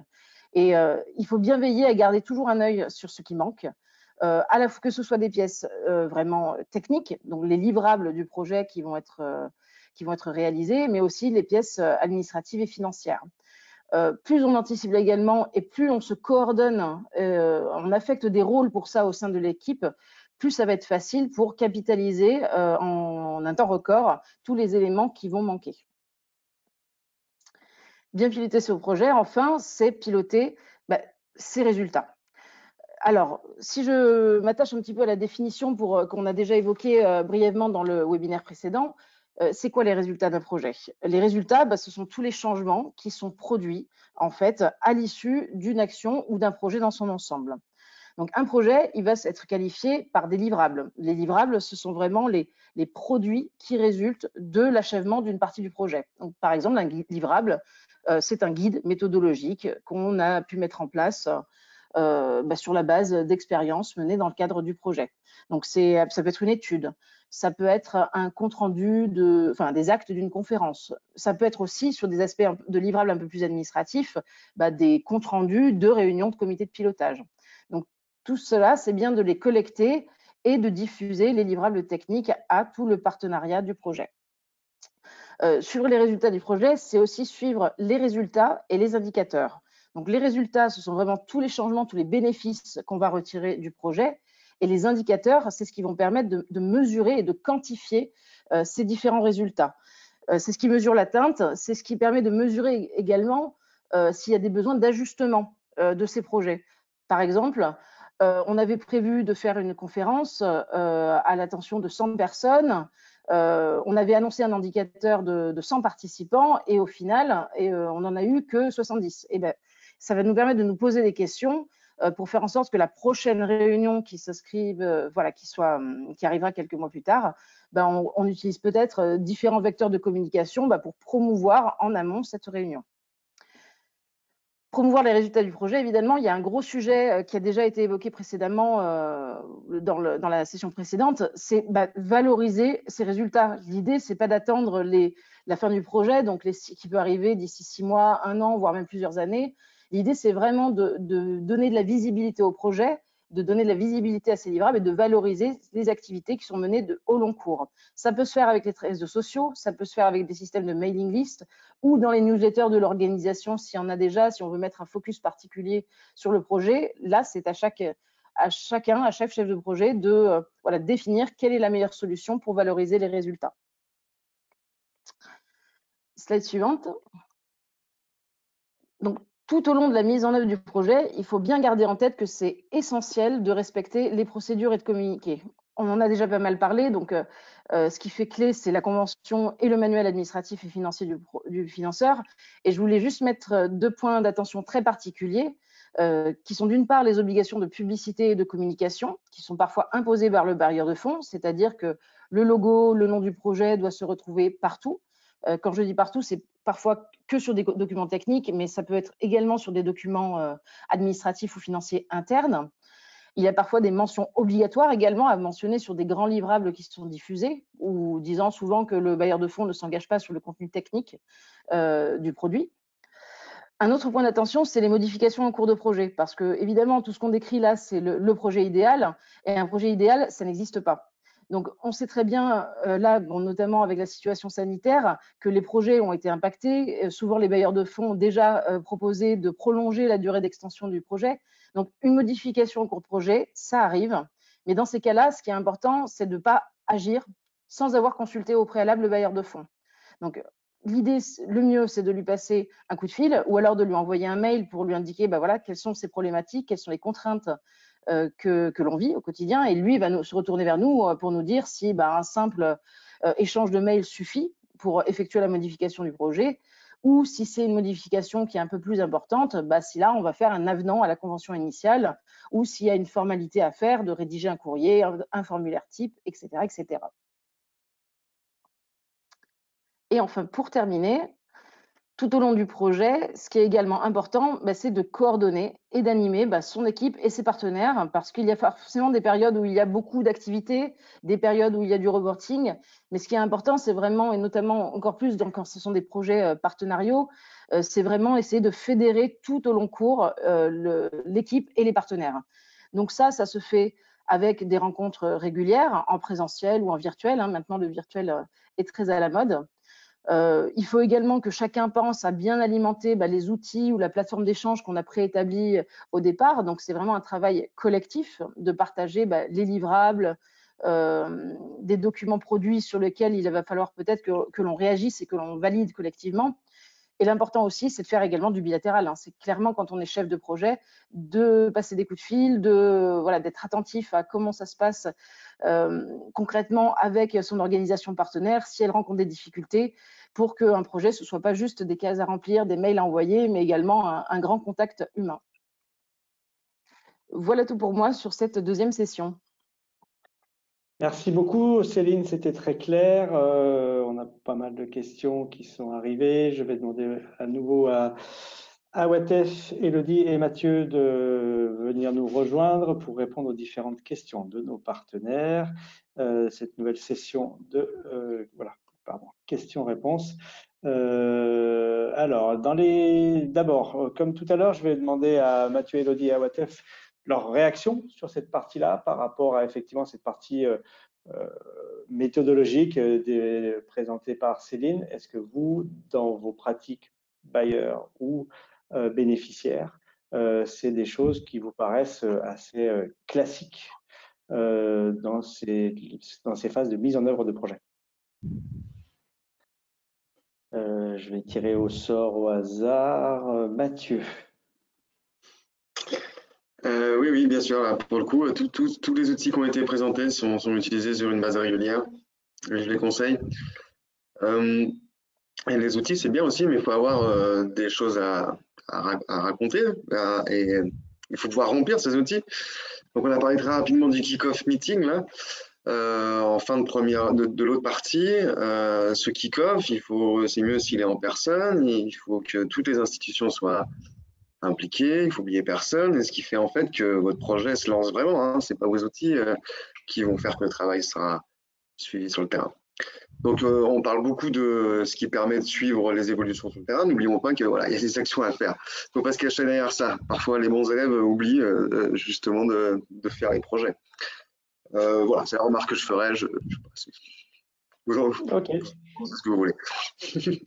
Moi, si j'insisterais par rapport à ça, c'est un vrai souci qui est dans plein de projets de courte durée, c'est de bien anticiper toutes les phases justement bilatérales où il faut négocier avec les partenaires, parce que rarement les ONG ou les OSC ont les autorisations de travailler sur le terrain directement. Et donc, c'est une phase de négociation en amont des autorisations de travaux, de mise en œuvre des actions, etc. C'est quelque chose à initier dès le montage du projet, à poursuivre et à valider au moment de l'accord du projet et de la signature de la convention.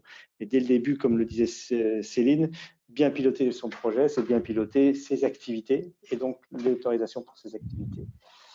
Awatef, par rapport à ça, bien piloter son projet, c'est piloter ses activités, son budget, son volet administratif et ses résultats. Qu'est-ce que toi, de ton côté, tu en dirais?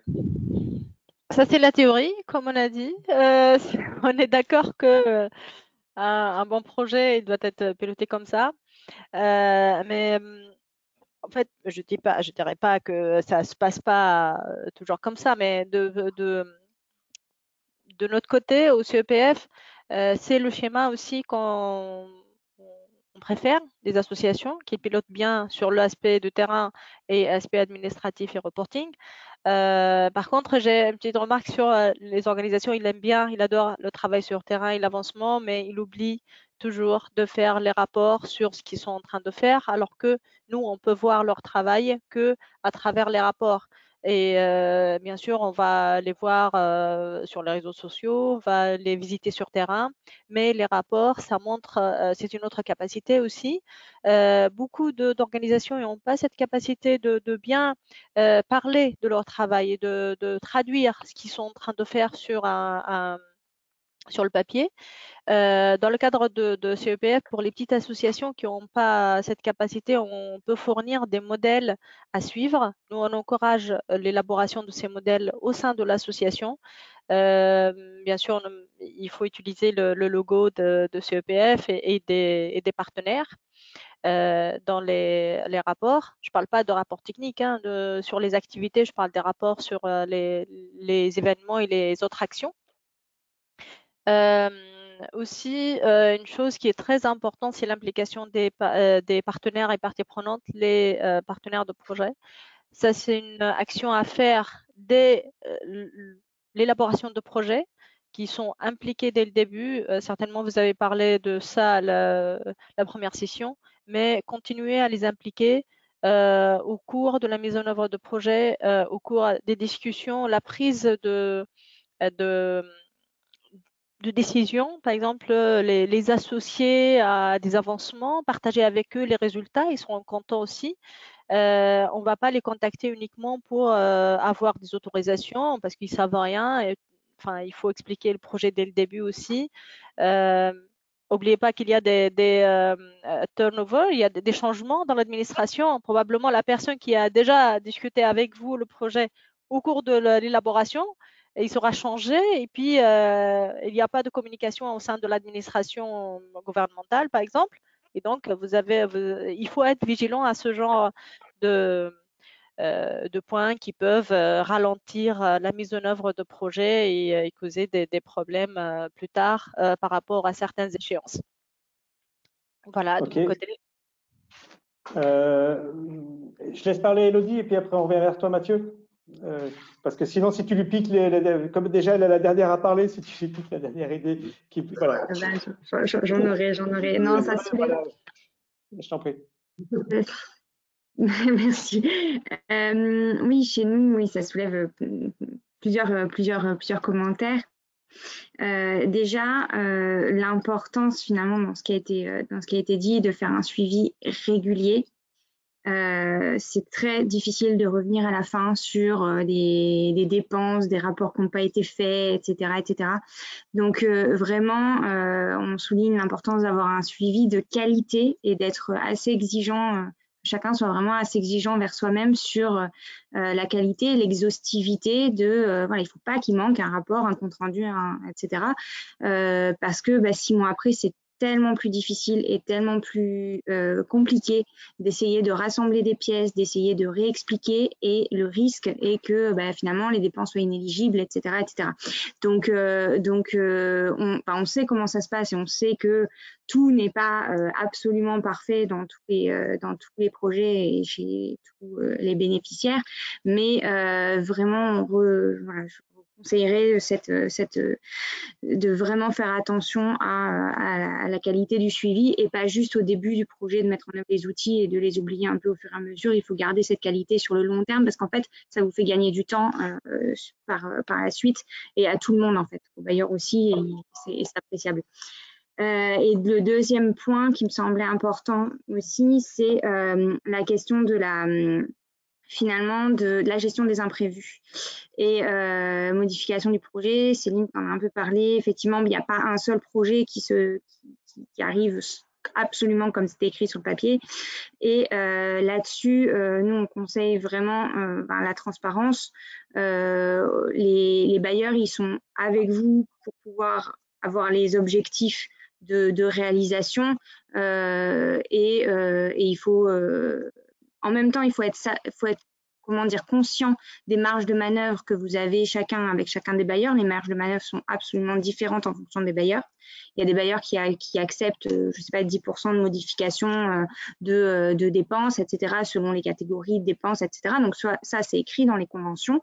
Donc gardez bien ça en tête, de bien garder en tête cette marge de manœuvre. Et puis, effectivement, s'il y a des imprévus, prévenir tout de suite plutôt qu'à posteriori, c'est en général pas vraiment apprécié. Voilà. Merci. Mathieu, je te laisse rebondir désormais un petit peu après la fin du rebond. Non, j'ai plus rien à dire. Du coup, effectivement, c'était... Non, c'est vrai en plus. Désolée, Mathieu. Je peux même préciser. Oui, effectivement, je voulais insister sur la régularité.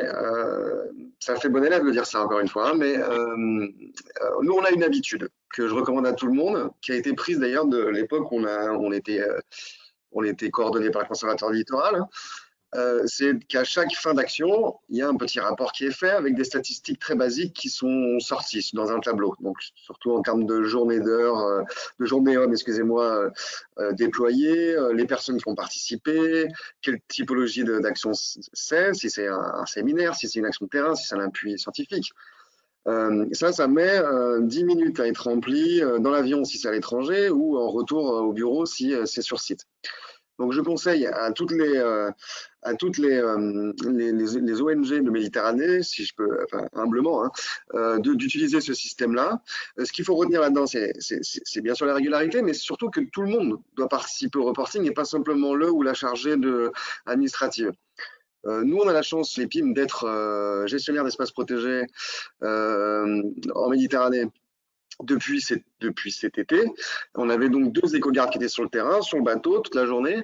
Eux-mêmes participaient à la rédaction de fiches de terrain quotidiennes qui permettaient de tracer leurs actions, quelles espèces ils ont vues comme ça par hasard passer sur leur site, quels contrevenants ils ont observés qui étaient un peu difficiles à gérer.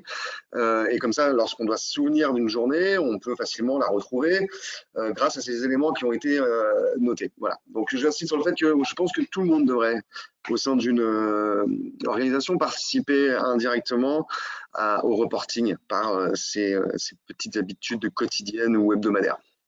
C'était d'ailleurs une question qui était posée, mais est-ce qu'il faut qu'on ait une personne unique responsable du suivi et qui fait la chasse à ce que tout le monde rende le bon rapport sur une mission, sur le bon livrable, etc.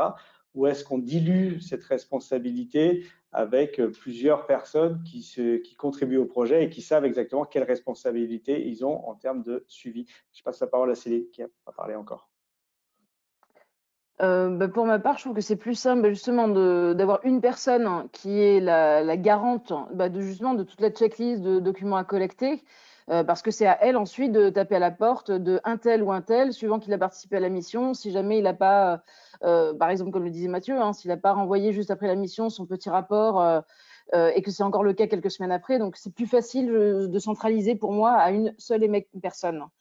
C'est pour ça que c'est important, et peut-être que j'ai pas forcément insisté suffisamment là-dessus dans cette session, mais l'équipe de projet, c'est vraiment la clé, et c'est important dès le démarrage du projet que chacun ait vraiment bien son rôle très clair en tête, pour pas qu'il y ait d'overlapping, pour pas que 2 personnes se retrouvent à faire exactement la même chose au même moment. Donc ça, c'est vraiment structurant, et là encore, tout ce qui peut être anticipé et planifié, c'est mieux pour la bonne conduite du projet. Merci. Une autre question de la part de Mustapha qui nous questionne à propos de la communication. Effectivement, là, les actions dont on a parlé, c'est essentiellement les actions menées par la structure elle-même directement. Mais pour certaines, quand on n'a pas les compétences internes comme celle de la communication, est-ce qu'il vaut mieux essayer de pallier et de faire tout soi-même ou de faire appel à des professionnels de l'organisation événementielle ou de la communication sur les réseaux sociaux, etc. etc. Ça marche pour la communication, ça marche aussi pour d'autres sujets hein, où il va falloir faire appel à des prestataires spécialisés. Mais plus particulièrement sur la com, Elodie, comme tu t'en occupes au Medfund, un petit retour d'expérience là-dessus. Est-ce qu'il y a des choses qu'on peut faire par soi-même et des choses qu'il faut vraiment qui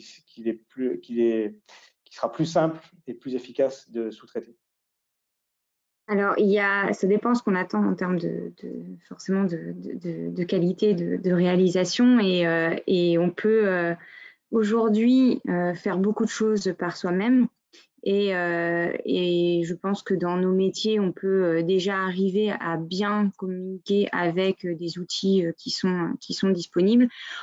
Pour autant, il faut se former. C'est-à-dire, tout le monde n'est pas, alors c'est pas forcément des formations très longues, mais tout le monde n'est pas forcément à l'aise avec tous les outils de communication et tout ce qui est disponible aujourd'hui. Après, si on veut monter à un niveau de qualité, quand on veut faire, par exemple, sur un projet, quand on a un projet, ça dépend, je pense, de la cible et du niveau de communication qu'on veut apporter. Si c'est une communication quotidienne, nous, ce qu'on recommande, c'est de monter en compétence au niveau des équipes et de faire effectivement de la communication plus on va dire artisanale et intégrée. Par contre, après, quand on veut un vrai film promotionnel ou des choses comme ça pour vraiment pouvoir monter d'un cran en termes de qualité, là, bien sûr, il faut faire appel à des professionnels, et ça rentre finalement dans des coûts de projet, et c'est de la prestation externe.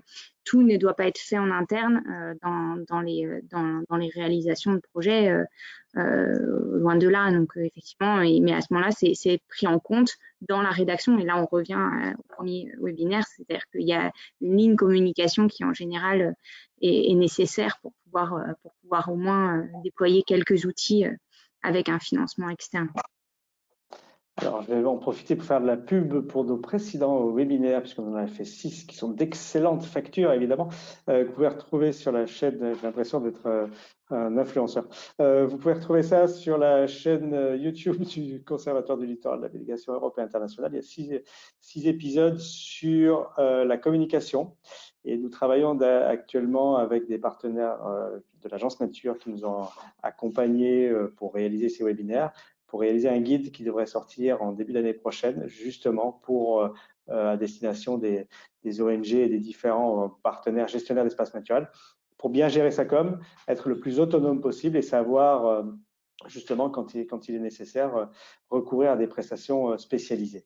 Est-ce que quelqu'un d'autre a des choses à dire sur ces problématiques de communication à WATEF? Oui, par rapport à la communication, ça reste un sujet vaste parce que tout le monde communique partout et n'importe comment et n'importe quand. Donc, il y a des choses qu'on peut faire dans la maison. Il y a des choses plus, par exemple, la réalisation d'un film ou un reportage pour parler plus professionnellement de ce qu'on fait. On peut externaliser. Par contre, moi, ce que je voulais parler, tous les services qu'on ne peut pas faire dans la maison, on peut externaliser, que ce soit dans le domaine de la communication ou la conservation. Par contre, il ne faut pas tout externaliser, c'est-à-dire il faut y avoir une base dans l'association ou l'organisation pour travailler. Et puis, il y a certains points qu'on peut externaliser. Par exemple, l'association ne peut pas monter un projet de communication et puis tout faire passer par une boîte externe. Donc, il faut qu'il y ait une certaine compétence à l'intérieur de l'organisation pour qu'elle puisse travailler, avoir un rendu correct, mais se baser sur des experts externes pour certains points qu'ils ne peuvent pas achever. Merci. Je crois que dans la chat box ou dans la question box, il y a Fanny qui est en train de mettre les liens justement pour aller retrouver ces différentes webinaires que vous pouvez apprendre par cœur désormais. Une autre question de la part de Younes qui nous demande si on connaît des financements à destination des projets portés par des collectivités territoriales. Parce que depuis tout à l'heure, on parle d'ONG, on parle d'OSC ou de cogestion. Est-ce que les collectivités locales, vous, CEPF et Medfund, ce sont des bénéficiaires classiques ou est-ce que vous connaissez d'autres bailleurs de fonds? Alors moi, je pense qu'il y a quelques-uns. L'Europe finance des actions de collectivités locales, l'AFD, l'Agence française de développement, le Fonds français pour l'environnement mondial, d'autres bailleurs spécialisés. Mais voilà, en complément de votre part, CEPF et Medfund, est-ce que vous avez vocation à financer les collectivités locales? Alors, si je peux pour le CEPF, on finance les organisations non gouvernementales. Donc, les collectivités locales, je pense qu'ils ont un attachement vers le gouvernement et donc on ne finance pas les collectivités locales. Mais les organisations gouvernementales doivent être partenaires de projets, mais ils ne bénéficient pas de financement. Merci. Élodie? Au niveau du Medfund, donc les organisations qui sont en charge, donc nous on finance des gestionnaires d'aires marines protégées. Si la gestion est on va dire est assurée par une collectivité locale, que ce soit une région, que ce soit une commune, etc. Pour nous, elle est éligible. Mais toujours effectivement en co-gestion, donc avec une organisation de la société civile qui va aussi pouvoir intervenir sur le terrain. Mais nous, oui, donc les coûts sont éligibles si tant est que dans le pays dans lequel on intervient, ce mode de financement-là soit autorisé. Donc ça dépend vraiment des pays. Il y a certaines certains établissements publics ou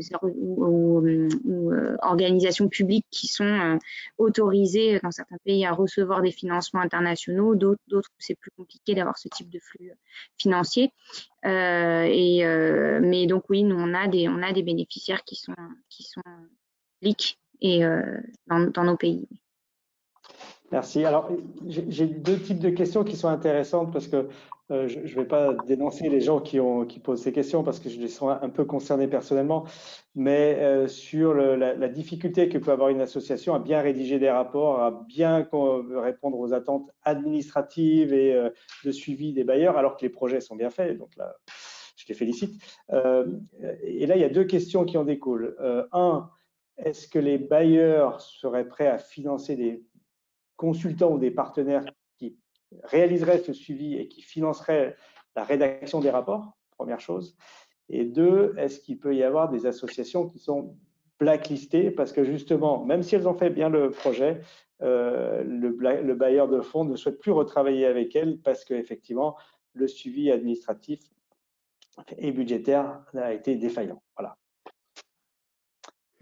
Est-ce qu'il y a des associations blacklistées et est-ce qu'il y a des bailleurs qui financent justement le recours à des consultants pour rédiger les rapports qui ne sont pas toujours à la portée des ONG? Mathieu, je te vois te questionner là-dessus. Peut-être que comme je suis pas bailleur, je peux plus facilement répondre à cette question. Oui, je pense qu'il y a des associations qui sont blacklistées ou graylistées. Il faut savoir une chose, c'est que les bailleurs en Méditerranée, ils se connaissent et donc ils discutent. Ils ont même des réunions dédiées. Donc voilà, si vous avez mauvaise réputation, c'est une information qui malheureusement pour vous diffusera en Méditerranée jusqu'à un certain point, j'imagine. Donc oui, il faut être sérieux là-dessus. Après, sur la question des prestations de rapport, je ne sais pas si c'est quelque chose que je laisserai moi un prestataire. Moi, je peux peut-être répondre sur cette question-là. Nous, en tout cas, on encouragera plus la formation. On est de toute façon en capacité d'entendre que toutes les organisations n'ont pas le même niveau d'appropriation de tout ce dont on vient de parler aujourd'hui. Et c'est vrai que c'est lourd, c'est complexe, c'est pas adapté à tout. Voilà, quand une organisation fait plutôt des tout petits projets, dès qu'on arrive à des projets un peu plus conséquents, il faut plus de procédures, plus de choses mises en place. Et on serait plutôt favorable à la mise en place de la formation qui permet de gérer en interne plutôt que d'avoir une expertise externe qui finalement sera plus coûteuse et ne participera pas à la croissance de l'organisation et à la maturité de l'organisation qu'on soutient. Donc l'idée c'est plutôt de les faire monter en compétences et à ce moment-là les formations sont à mettre en œuvre mais dès le début et là il peut y avoir aussi une discussion en toute transparence et là je pense que vraiment faut pas en avoir honte ou quoi que ce soit. C'est s'il y a en début de projet des besoins de formation en termes de gestion de projet, de tout ça, il faut les prendre et les planifier et les mettre en œuvre dès le début du projet plutôt que de se rendre compte au bout d'un an ou deux que finalement c'est un des domaines qui pêche un petit peu et qui fait que tout est laborieux. Donc voilà, on serait plus en tout cas à financer de la formation nous, pour la montée en compétences et voilà un consultant qui peut aider et qui peut venir aider à structurer des outils mais avec l'idée de se l'approprier en interne et pour pouvoir avoir une réalisation en autonomie par la suite. Merci beaucoup. Une dernière. Je voulais la dernière rebondir question, une dernière commentaire d'Abatef. Oui, d'accord. Je t'en prie. Ok. Par rapport, je joins Elodie par rapport à la montée en compétences en interne. On n'encourage pas du tout avoir un consultant parce que ça reste externe par rapport à l'association, ça ne monte pas en capacité de l'association. Donc, on encourage plutôt la formation comme le cas de MadFund. Après, je voulais parler par rapport aux organisations qui peuvent être blacklistées. Ce n'est pas la gestion administrative qui fait que les associations soient blacklistées. Il y a des solutions. Après, s'il y a une incapacité de rédiger des rapports, ça se soigne. Il y a les formations. Ce qui fait qu'une association soit blacklistée, c'est la corruption et la fraude. Ça, c'est une barre à ne pas franchir. Si jamais le bailleur de fonds peut se rendre compte qu'il y a un cas de fraude, il s'est vérifié enfin sur terrain, l'association, on ne va pas dire grey-listée peut-être, mais pour ce bailleur de fonds soit blacklisté. On ne communique pas par rapport à d'autres bailleurs de fonds, mais c'est blacklisté, ça sera blacklisté pour un bailleur de fonds bien déterminé. Ok. Merci beaucoup. Alors, j'allais passer, mais je reçois 2 nouvelles questions. Une de Nawel qui nous dit: est-ce que les PME ou startups qui travaillent sur les enjeux de conservation de la nature, en étant porteuses de solutions pour les territoires, est-ce qu'elles peuvent bénéficier de financement à votre connaissance, soit de votre part, soit d'autres bailleurs qui permettraient de soutenir ces opérations auprès des entreprises?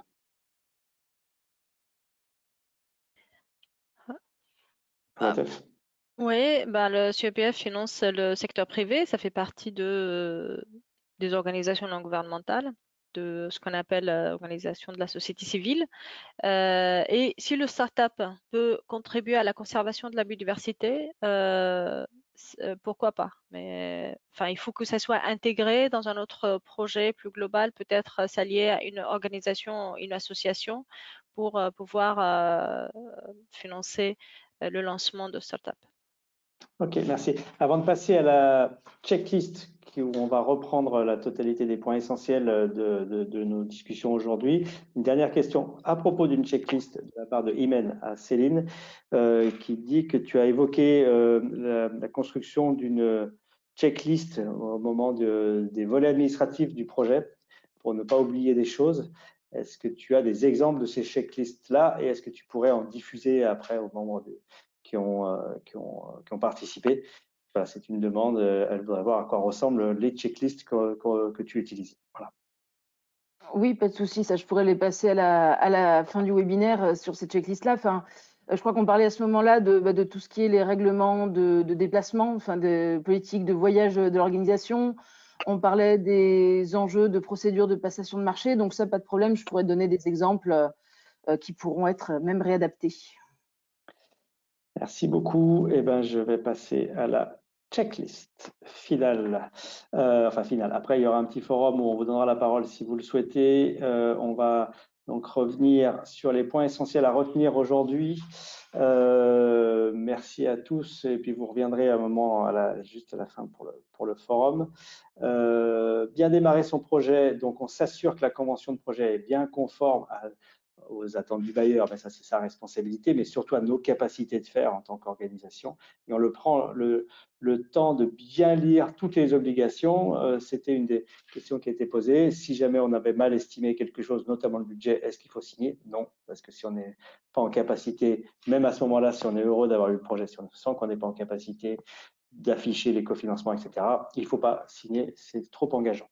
J'informe mes partenaires en bilatéral pour les remobiliser autour du projet avant de tenir la réunion de lancement de projet. Voilà, il faut que chacun sache que c'est relancé, actualiser ce qui a été fait depuis les dernières discussions concernant le projet lui-même. On fait ensuite un guide projet très clair et structuré avec tous les documents contractuels, les manuels de procédure, les documents types et on prévoit l'archivage papier et numérique de l'ensemble. On a vu des associations dont les disques durs étaient crachés et qui perdaient tout ça et c'est catastrophique à la fin du projet quand il faut récupérer toutes ces données. On construit des documents types conformes aux attentes du bailleur. On l'a dit, le manuel de procédure et les documents doivent être conformes aux attentes du bailleur avant les siennes. Et il faut respecter ensuite toutes ces règles de communication, notamment dans la présentation de ces numéros de projet, de ces logos, etc., etc.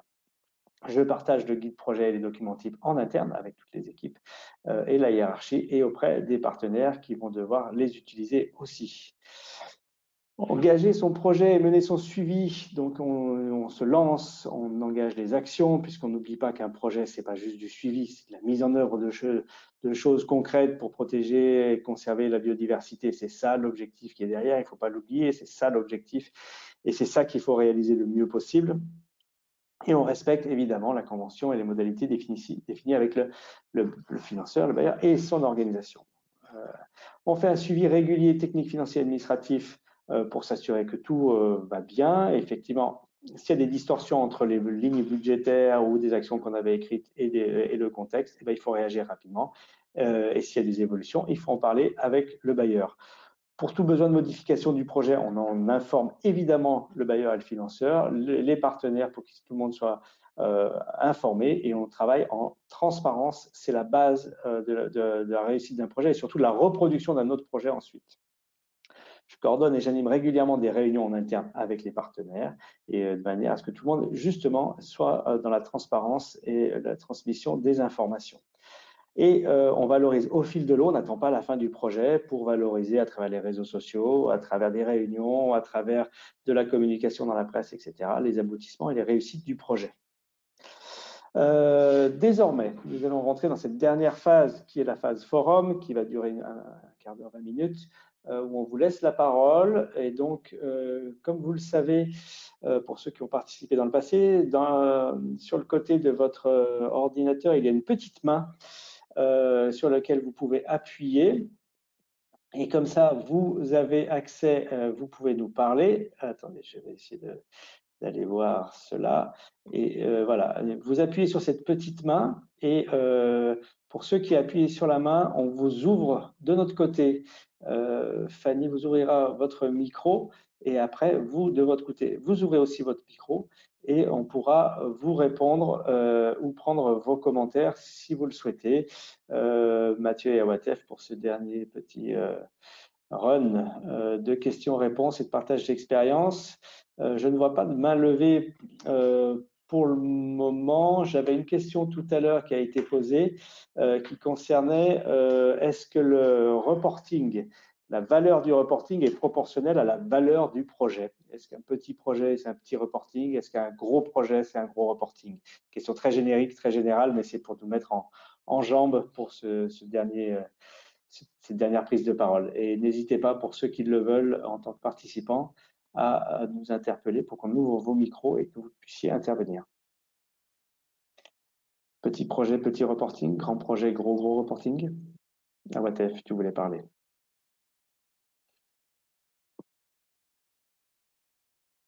Ah, on n'entend pas. Tu as découpé le micro. Oui, allô? Oui. Oui. On attend pour les grands projets, généralement, il y a plus de reporting, il y a plus d'informations.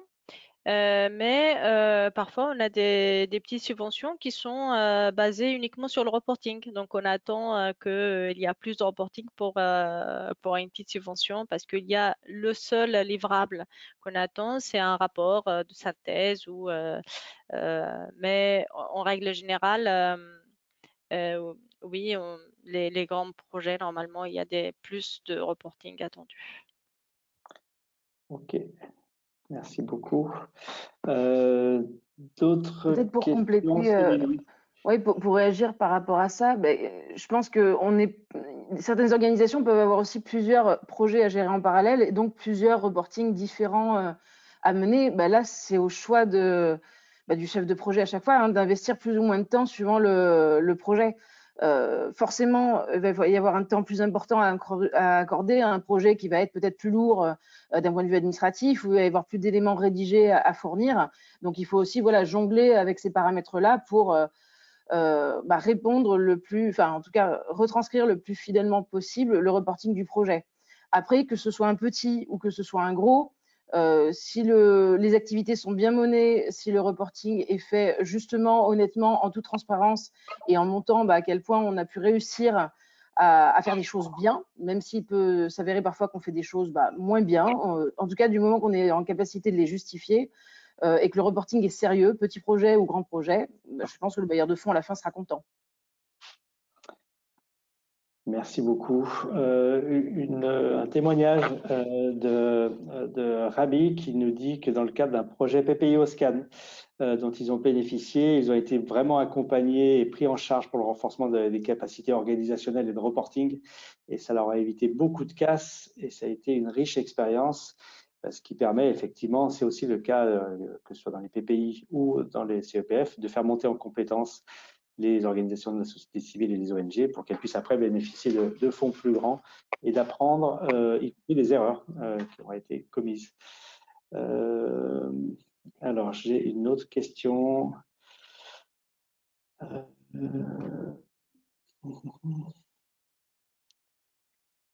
Bon, alors c'est juste des félicitations, donc on va les prendre. Hein, je vous le lis tel quel. Comme la dernière fois, merci pour la clarté des propos. Les projets ne sont pas forcément très importants, ce qu'on mène, mais la méthode est très très claire. Les fonds européens ne sont pas à l'échelle de notre structure, mais c'est intéressant de savoir comment procéder avec nos différents bailleurs. Bonne continuation. Nous allons essayer de bien continuer. Merci Dominique. Est-ce qu'il y a des choses qu'on a oubliées et sur lesquelles vous voudriez, en tant que dernier témoignage, Mathieu, Elodie et Awatef, partager avec les différents partenaires, pour ne pas que vous partiez frustrés? Mathieu, je sens vraiment que tu as envie de parler. Alors, il faut mettre le micro, par contre. C'est un petit plus. Mathieu, on ne t'entend pas. Je disais que le webinaire, le cycle de webinaire qu'organise le Conservatoire du Littoral est organisé en plusieurs phases. Et pourtant, il ne faut pas aborder la vie comme ça en plusieurs phases. Il faut tout mélanger. Donc, lorsqu'on fait un projet, il faut penser déjà au moyen terme, à plus de 3 ans. Et donc, ne pas faire que le suivi, mais également de la recherche de financement pendant ce temps-là, parce qu'on se rend compte pendant un projet de ce qui manque.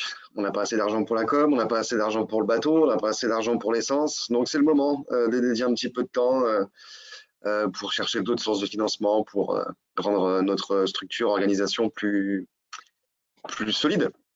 Voilà.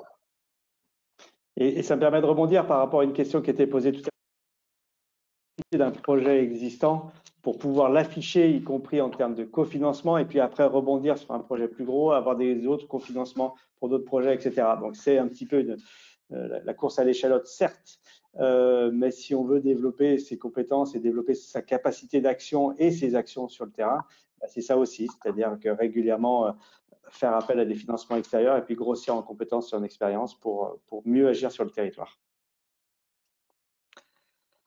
Alain nous demande s'il y a une consolidation de l'ensemble des projets par le Conservatoire du Littoral. Alors évidemment non, puisqu'il y a énormément de projets et on ne peut pas valoriser et agglomérer tout ça. Par contre, on réalise donc un cycle de formation et pour cela, pour chaque module, eh ben, on prend l'expérience thématique par thématique des différents projets. Donc là, comme vous aurez pu le lire dans le document guide sur le montage de projet, il y a des témoignages de différents projets.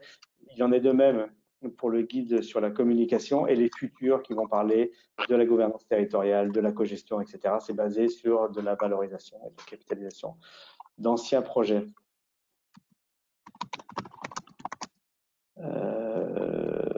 Awatef, une dernière intervention avant que nous rendions l'antenne.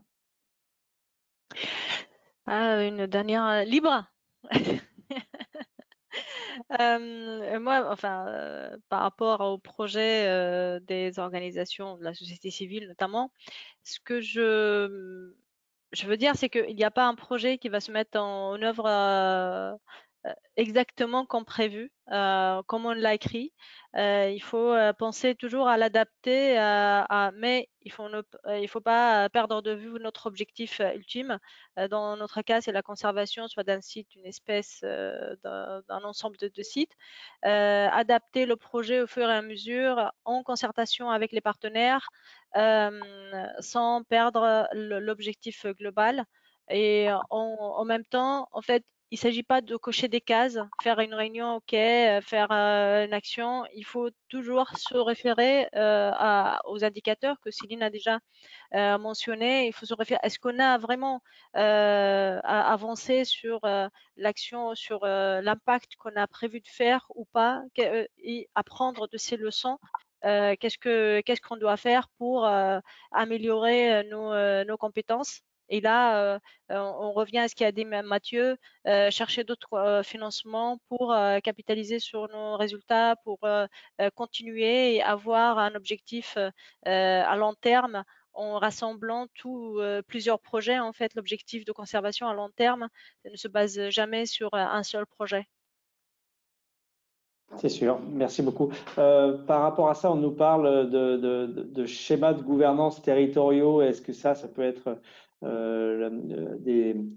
un plus pour la mise en œuvre du projet? Oui, dès qu'on a mis en place une bonne gouvernance sur le territoire, d'abord, ça veut dire qu'on va parler avec les différents partenaires en transparence et que chacun aura les informations, mais que là aussi, comme le disait Awatef, on va s'inscrire dans un temps plus long où les gens vont se connaître, apprendre à travailler ensemble, et c'est pas à travers un projet qu'on va réussir à conserver durablement la biodiversité des paysages ou un patrimoine, mais c'est sur un temps très long. Et donc pour ça, il faut d'abord baser cela sur une bonne gouvernance.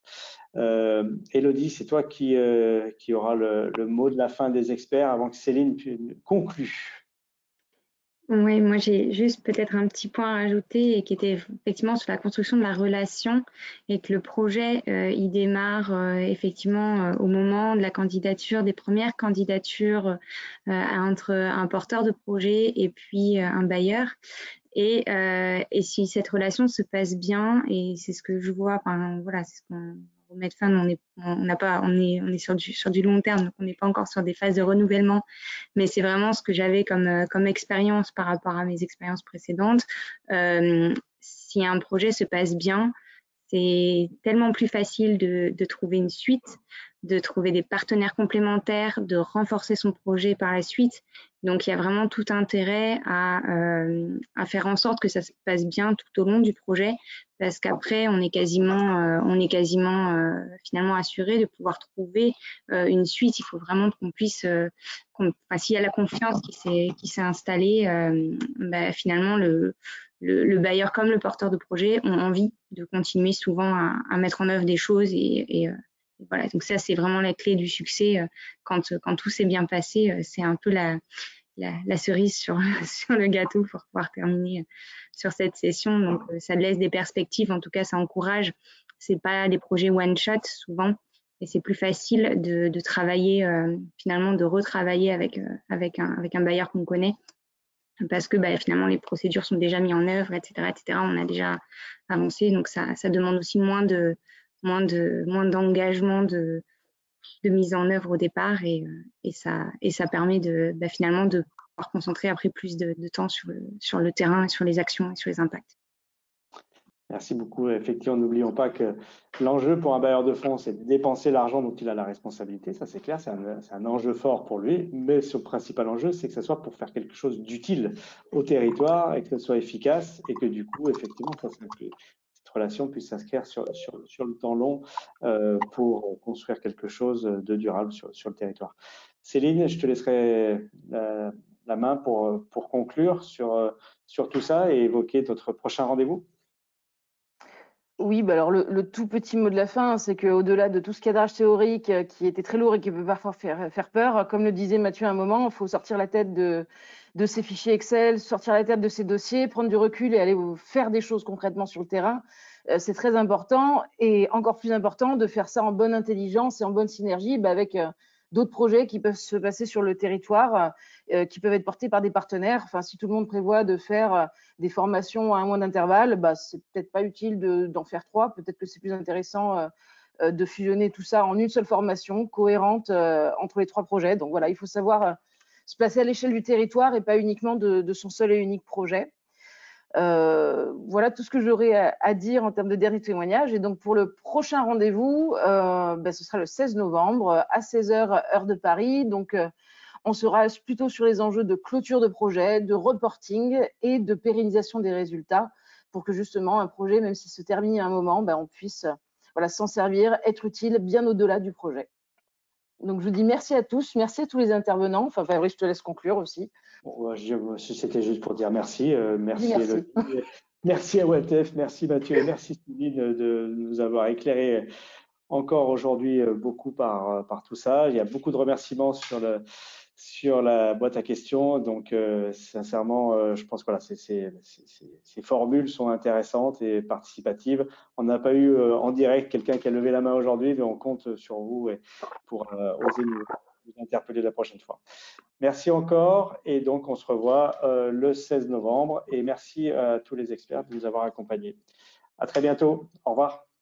Merci à vous. Au revoir. Au revoir. Au revoir. Au revoir.